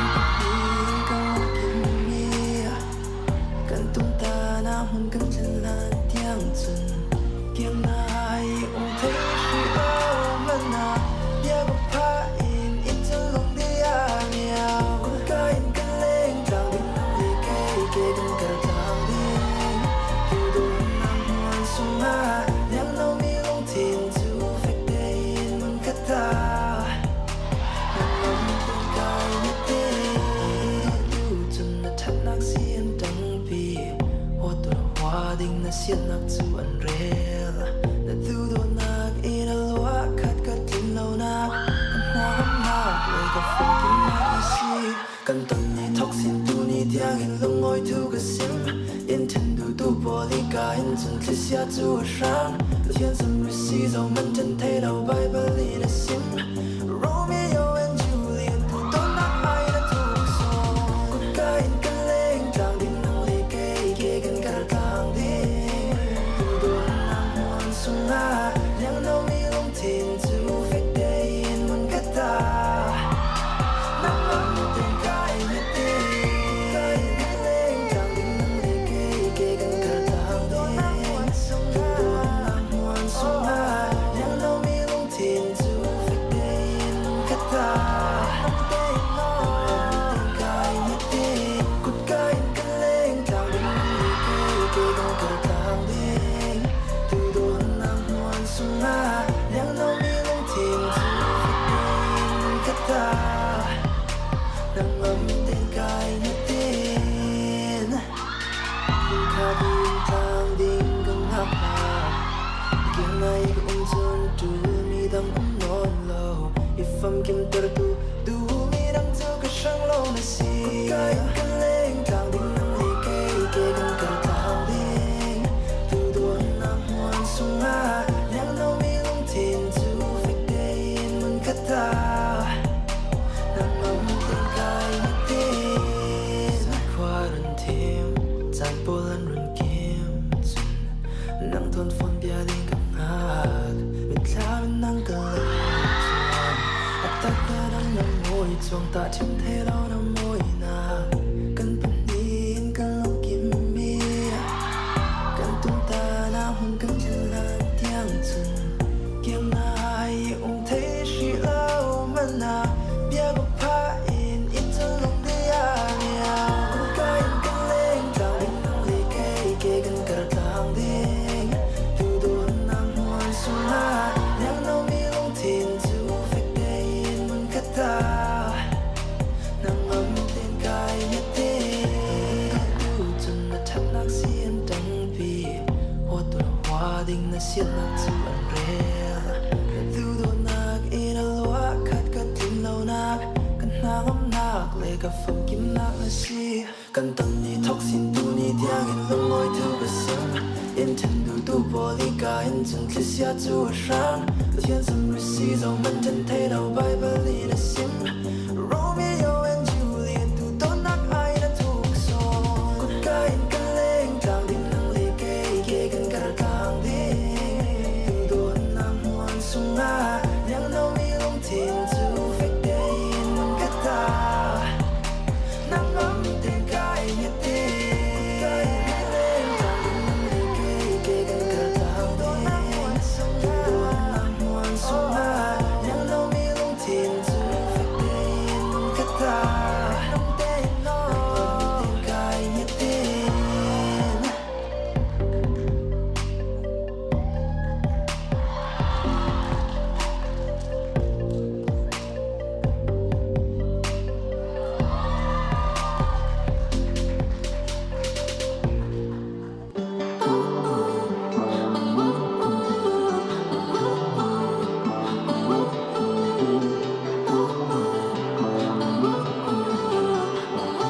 tâm ni thok sin tu ni tiang in lung loi tu ka sam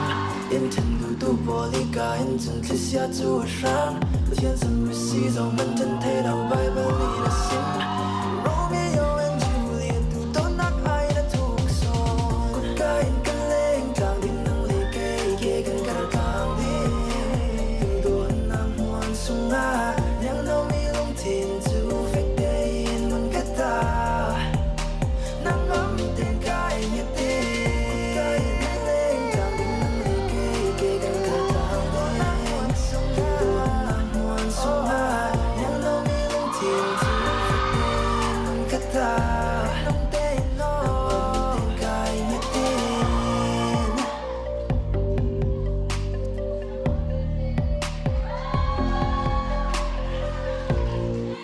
lê kê kê gần cả càng đi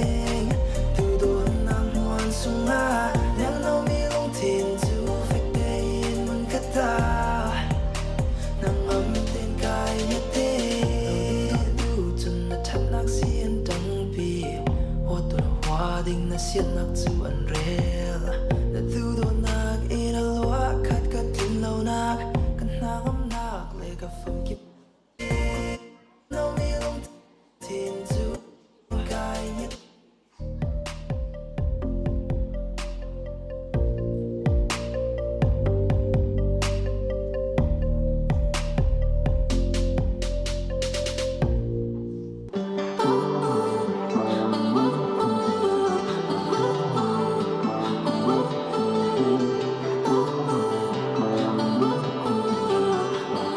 Zagan ra besak dingo na suat tinte, zagan ra besak ding.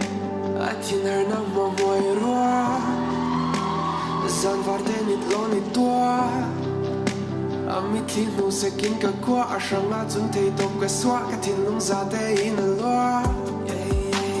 Ni sim si pa te ra, asate in ke mai ta. Ashanga la ka ngan ka sak ka du na ti roi lo atak kan remong se chu ma. Star in the sky alone cool low, but zoom in the skies go low so I don't wanna, but I wanna. Now don't to fight and land so. Star in the sky alone cool low, but zoom in the skies go low so I don't wanna, but I wanna. Now don't to fight and land so. I'm in the moya vault in one clue. For now I'll put on my lam chatกับมูกันจนน้องเทเราปีกว่านู้สัมผัสสีกันสีสีอาจจะดาวเราดิ้งมีนังเล็กเกกันดูโดนอาฟรีอันนี้ทอนเสียจนโมเลยคลุนคุยมวนกันเลียนดวมเย่ดูตัวงาโซ่ช่างอาจนยังกินนี้ก็หัวดูโดนอาปากกัดลานินฝันน้ำมาส่งสวยกลางยิงอันนี้ทอนจนลุงกัดผู้ยินตั้งส่งนี้กันเสียกลางดี Star in the sky alone cool low, but zoom in the skies go low so I don't wanna, but I wanna. Now don't to fight and let so. Star in the sky alone cool low, but zoom in the skies go low so I don't wanna, but I wanna. Now don't to fight and let so. Nào hăng đến tiếng phiền mi nó mỏi nặng lắm cơn sôi mi biếng mi khát khúc khen cây hin na zu ni klub re ro hin lom kati thlat sam nak ting ni ka dil mi kan pathian khali rem ma ti mi sam thlai rem na mi kli tlang lo ding da rang na kum kho katlin tu ni ting chang mo kan sung ko in kan lo lo kam murin nam za hi le lom pi ni tu kan lo ka mi ja lu pa ka ka the kan tin lom lom sin kan pe tu to nak sum min kan fe kum kwa in rem len ko se. Star in the sky alone cool low, but zoom in the skies go low so I don't wanna, but I wanna. Now don't to fight and let so. Star in the sky alone cool low, but zoom in the skies go low so I don't wanna,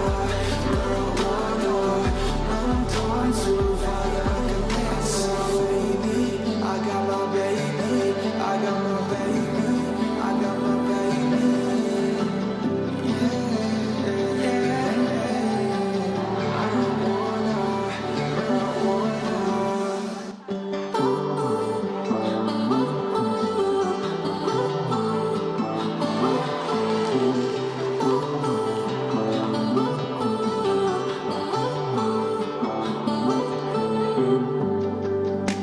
Atin her na mo moi roa, zan varden it lon it tua. Amit tin no se kin ka kwa ashanga chun thei top ka swa ka tin lung zate in a loa. Ni sim si pa te ra, asate in ke mai ta. Ashanga la ka ngan ka sak ka du na ti roi lo atak kan remong se chu ma. Star in the sky alone cool low, but zoom in the skies go low so I don't wanna, but I wanna. Now don't to fight and let so. Star in the sky alone cool low, but zoom in the skies go low so I don't wanna, but I wanna. Now don't to fight and let so. I'm in the moya vault in one clue. For now I'll put on my lam chatกับมูกันจนน้องเทเราปีกว่านู้สัมผัสสีกันสีอาจจะดาวเราดิ้งมีนังเล็ก kan nuam ye tu tua ma so sang a chun yang kim ni ka hua tu do na pa khat tlanin fan na ma so choi tlang ye ani don chun lung khat puin dang sun ni kan sir tlang di star in the sky alone cool low but soon me in the skies go so I don't wanna not want to fight again so star in the sky alone cool low but soon me in the skies go so I don't wanna not want to fight again so now how they do feel me no more nak lam tron so ni piang mi khak ko ken kai hin zo ni tluk re ro hin lom ka ti thlat sam nak tin ni ka dil mi kan pathian khali re ma ti mi sam Ôi lô lô, ra căn rập bèn ship bê. kan sung koi kan lo lo kan buri lam za hi le nong pin ni tu kan bua ka bi ja ka ka hot the kan tin long lam sin kan pe tu to nak sum min kan fe kum kwa in ram len ko se star in the sky Wow, wow, wow. Hắn chiêm lô ăn mồi lên ăn mồi. Tu chana chúng kan pe vi vào tiếng ý. Lạc song CCV Award kha. Shelby pakateu mi CCV Award VSL lamin tuan vào này tu kan rak som nak chana siding.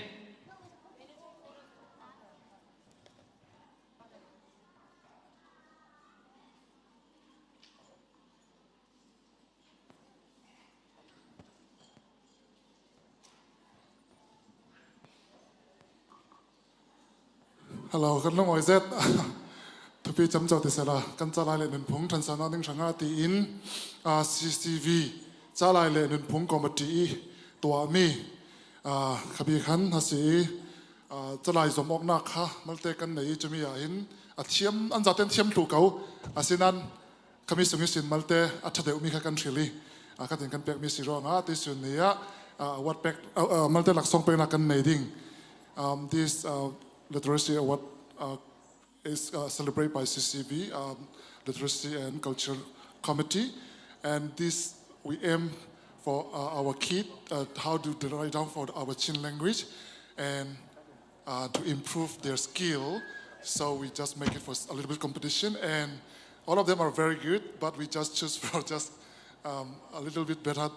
from them. So now to give for this present, we would like to invite for our VSL country to Croydon supervisor Miss Charlene. Please come and give for the present, please. We invite you to stage, please.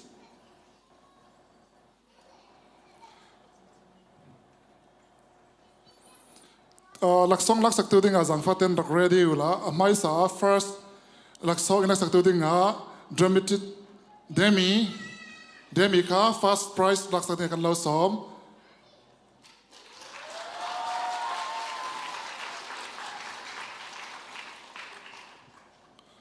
Cho nên अपन हिना खा जुदी सिदिंगी तात ना खा थियन नहीं तक रेडी रामु जान फातेन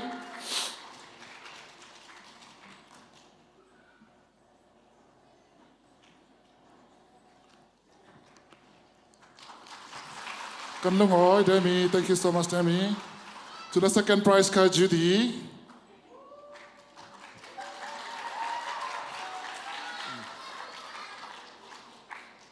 Tat ka thian nei lian zang faten da ring sako.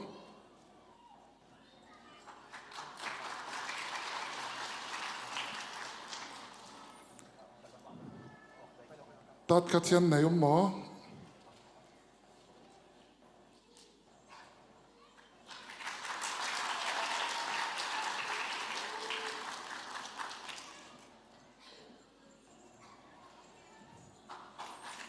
Okay, lungawai. Thank you so much, Lin.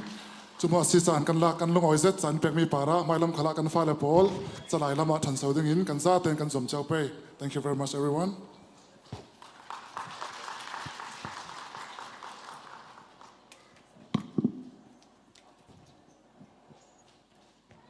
VSL i chuan vào nei tu pol para tampi lungoi na kan nei. Tu chana chung kan chan kan pe vi vo ding i la sak lamin in oi tu kan som nak chana sidingi sala pa sorry salai le pa hi yang so a boy thak ve okay pa Augustine laltlan kim kan rak som ding hello hello hello lên đấm mô lâu chạy thế nào lên đấm mô hi lam lên đấm mô okay glum oi so malte ka sakla na nan tàu rai thang idi giang phát den kan za ping kan ding thai pai mo dong oi everyone please stand up you've been sitting for a while so cái mani happy chin nan ti di nan za the new year we'll repeat 3 times ready happy chin happy chin happy chin new year thank you everyone have a seat soตัวนี้ก็สักดึงมีลาหิอุรินปีงานมีจนป้าโซโลมอนครีเมนริหายรักสักมีจังตลางที่มีลาสิดิ้ง thank you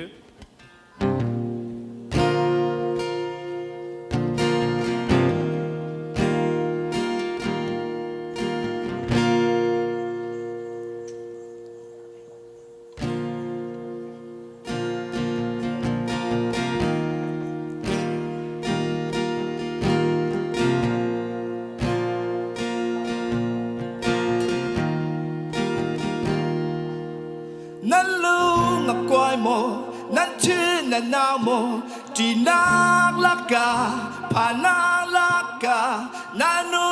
cầu đi nan lao cầu đi luôn nát tích chú hết lệ cầu đê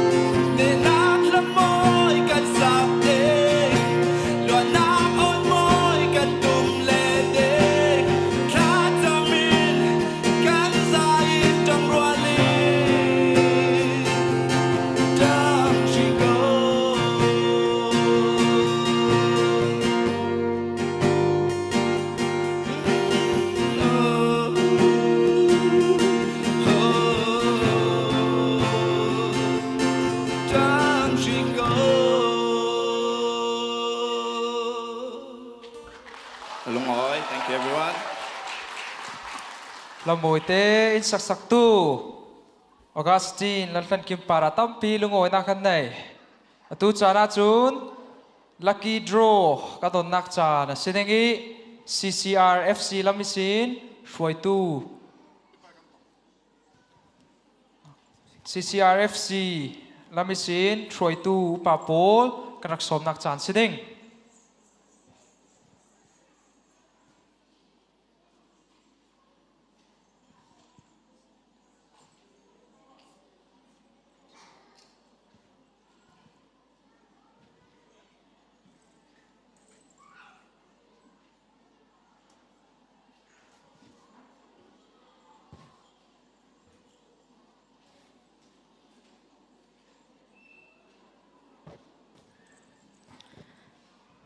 CCRFC กันคากลายะ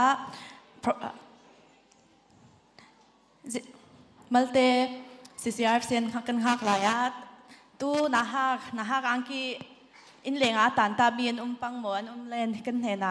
รักลำไทยซีสเตชันกันรักเรดดิ้งติกันรุนซิมดู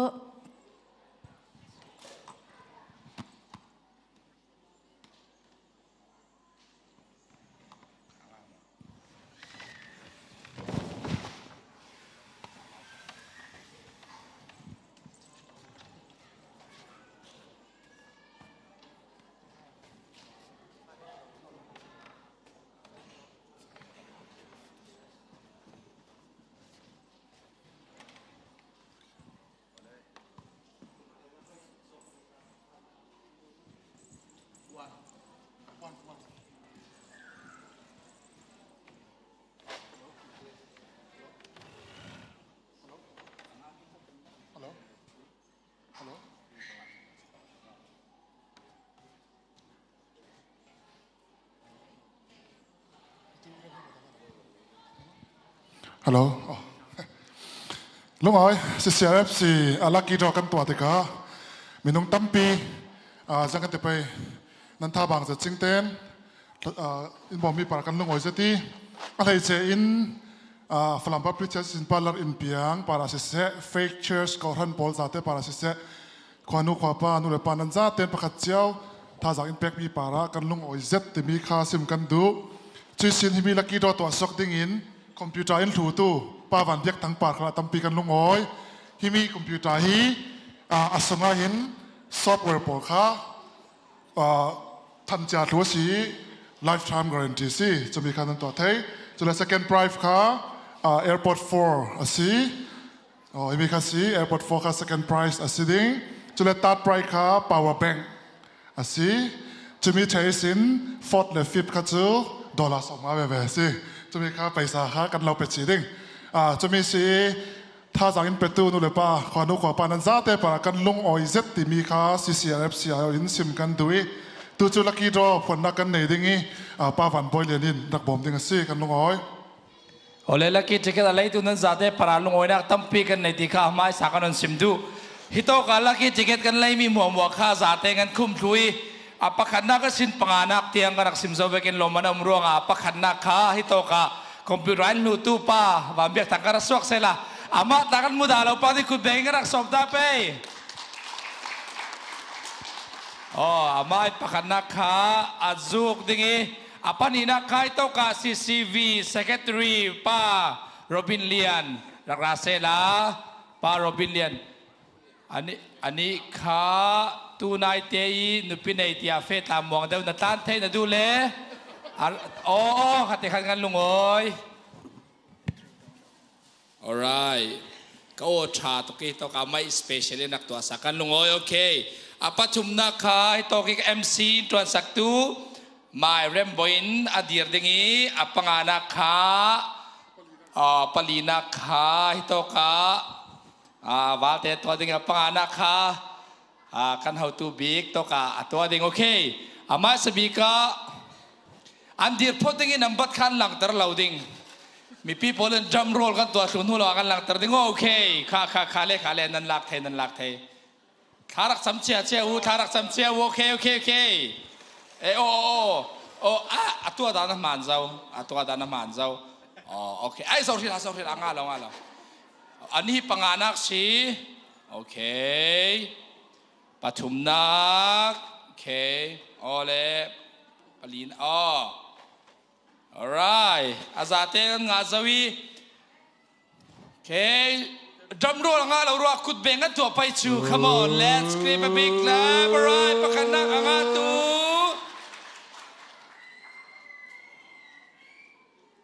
near young นู่นนี่อะไรอ่ะอามาโมนู่นนี่อะไรเราเลยประกาศขัดเอ็นโอโมบายนัมเบอร์ค่ะก็นั่นซิมเราดิ้งมีดังนั้นรักโคลซิมสาวดิ้งปังรองอ่ะโมบายนัมเบอร์กันนั่นซิมเราดิ้งโออาราบังอาราโม alright อาราเราสิเล CCRF ตัวกะ how to พอลเห็นนักดักอับดิ้งอันดักลาดิ้งโอเคปานีนากังอาตูคุดแบกสัลดิง come on Uncle John oh Uncle John oh arak lung lala atlung le so adang kan disalmen ning masi it's okay ole pathum nak drama kut kan bek salding pathum nak ranga biak nei kim biak nei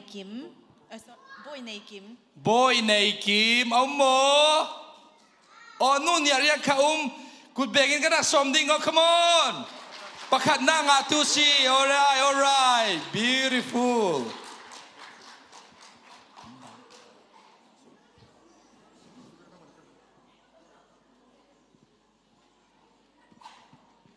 alo man khalkha main pek sak chi ding oh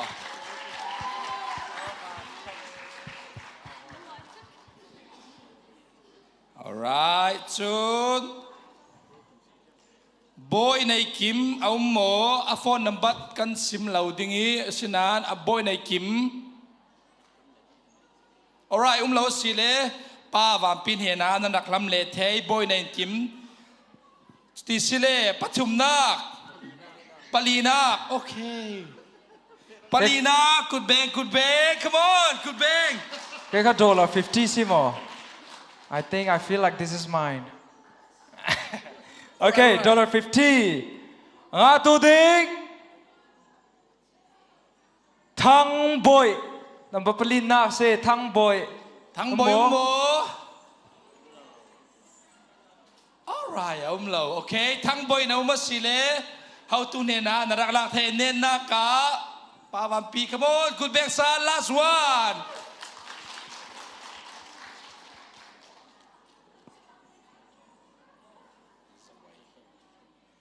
Oh, zanei moi.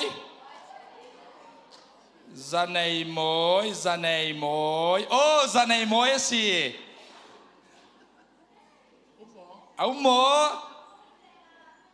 In lenga, okay. Oh, arahi to ka. Ama silaunan kan pesiang pai mohimihi. Alright. Atup ten mi mulau te akan pek tul nang himi te che. Okay, envelope baka nak tunga lawi. Himi te semo. Kan lungoy to ka. Alright. Kan lungoy. CCRCF laki ticket arak lay tunan zate para lungoy na tampi kan nay malam san kala kan tuan tuan na kay nak bombe che uti ka karon simdu kan lungoy. Kan lungoy tu ju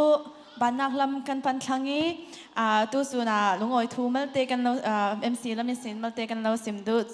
amai sabiga MC lamin kan tong swal mi te le kan tipal mi te kan tong kan pol re ro mi pol tla kha ngai thiam na kan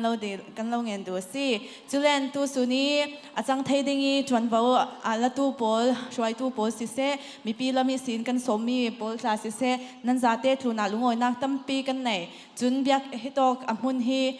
biak in si in sang tu pol thu na tla lungoi nak tam pi kan nei we would like to give thanks to the venue hire for allowing us to have our celebration here. We're grateful, and we would like to also give thanks to everyone who has given their time and effort in making our event Chin New Year happen today. Julen, ane tibiga mi people nan ma pol hitoka chan pekin nan rakswaki lai kum third lam hangtlang dingin nan ma le chan te นวมเต้นนั้นผังตางกันนั้นผังตางดิ้งตีตากันสุมีจุดนั้นสวกเทรัวตาลุงโอยนักตั้มปีกันในตีกันโลสิมดูโอเคกันลุงโอยโลเฮ้ MC กับพาร์ทเนอร์คัลเซ่ปาราลุงโอยนักตั้มปีกันในสิสลายเลป้าตีโพลข้ากับพัลเจมส์เจอร์สนั้นสลายเลป้าจุมีป้าเท่าๆกันสิจนะนั้นไทยเทียมนักกะเลาดีลนั้นอาหารเท่าๆโอเคกันลุงโอย MC ลามินคัลเซ่ตู้จานาจุนกันจานเน็ตลำกันปันเจ้าร้องclosing prayer in ในสักหนึ่งอินพาสต้าดาวกับลอยนรมจางสิเลส stage para in ระกายสักหนึ่งอินเราส้มฮิมีเทเลเจ้ามันลุงเหล่าเต้นฮิโตกะลำนัก CCV EG โปรช่วยนักทนจานกันเปดิ้งถ้ากันจำเป็นดูดูตูปะเทียนสังฟาตูปะเทียนกันไล่กุมทารมหังไทยดิ้งเรมินรัวสักตู้เลยตุยสุนากันสุกันเสากันรัตนากะนังมันอินกิลเวงีฮิตกสานกันมันสุงคัลปาปะเทียนอภุนพลบวยนักละกิสินทวงเตนเทเกากันมันสวงร่วงอินกายรวยตู้ปาปะเทียนนังมันซีกันลุงโอยน้ำหินกันเราทางทัดปะเทียนไม่ลำคัลมังไทยวีเวาดิ่งอินจานทาเลดำนางอินเปกดิ่งคัลจางฟ้ากันเราดีลตุยซีนบอยปากันเทียกดิ่งอินลำกันตินเซียวดิ่งโมตกากันมอนกันสุกันเสานักเสียงตินกิมาปาปะเทียนนังไม่อินเกลเวงรามโมกันตีสวลมีนำให้กากันปัลนักลาสิเลอินไงดำรามลำมินรวยนักปาราลุงโอยทุเลาสิมินจีสุนำมินทากันจำกันปะเทียนอาเมนโอเคตู้จานาจุ CCV EG โพลค่ะอันไก่ช่วยนักกินกันลามดุบดาวดิ้งสิมันก็จะสเตจไทยก็จะต้องกันลามแค่สเตจปาราตลากายงะติค่ะอิลามินการเราท่านสิจูลุงโอยป่วยตู้สุนารมังตูนันซาแต่ปาราลุงโอยนักตั้มปีกันไหน We would like to invite all our special guests here today. Come and join our little celebration dance that is led by our elderly from the community. Come and join the culture.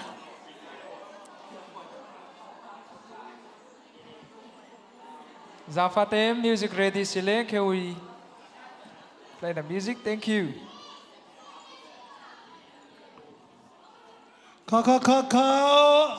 Kumu papol raulo, kumu papol ka. Kuatela samtiam pol taha raulo. Omi pakat sofi figula. Oi mangi dop tuli.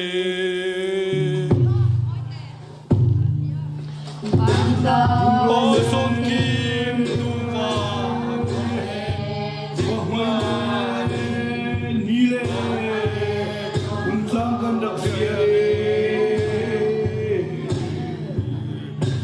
King way, like kumtin, family, who'll make us swallow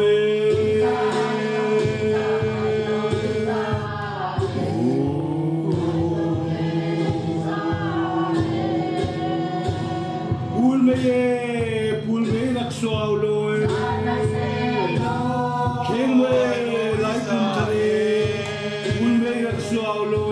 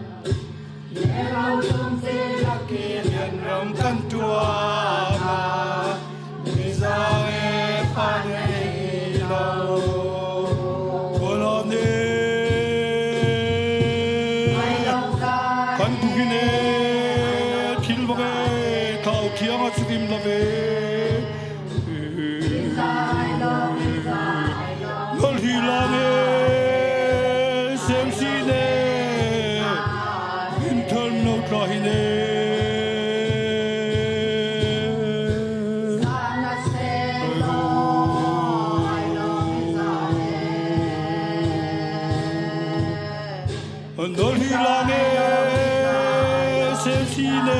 힌털 미노가히네 힌털에 힌털 미노가히네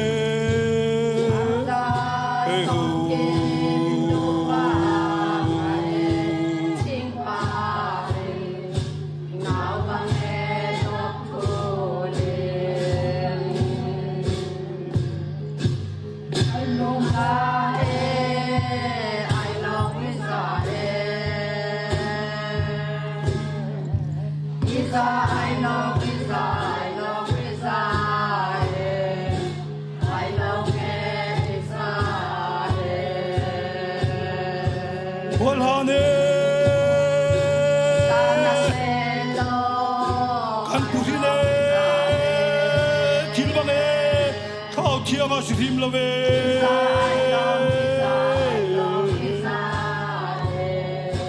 널 희랑해 셈시네 김타름이 나올까히네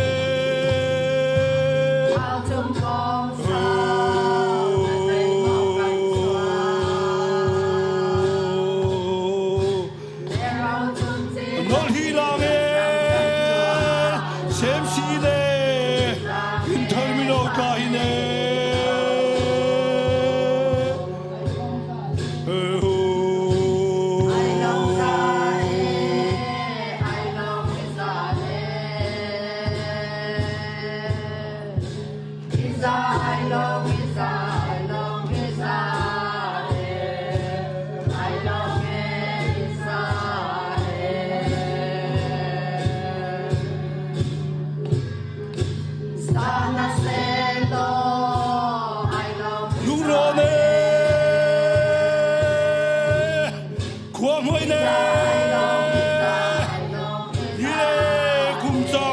시아래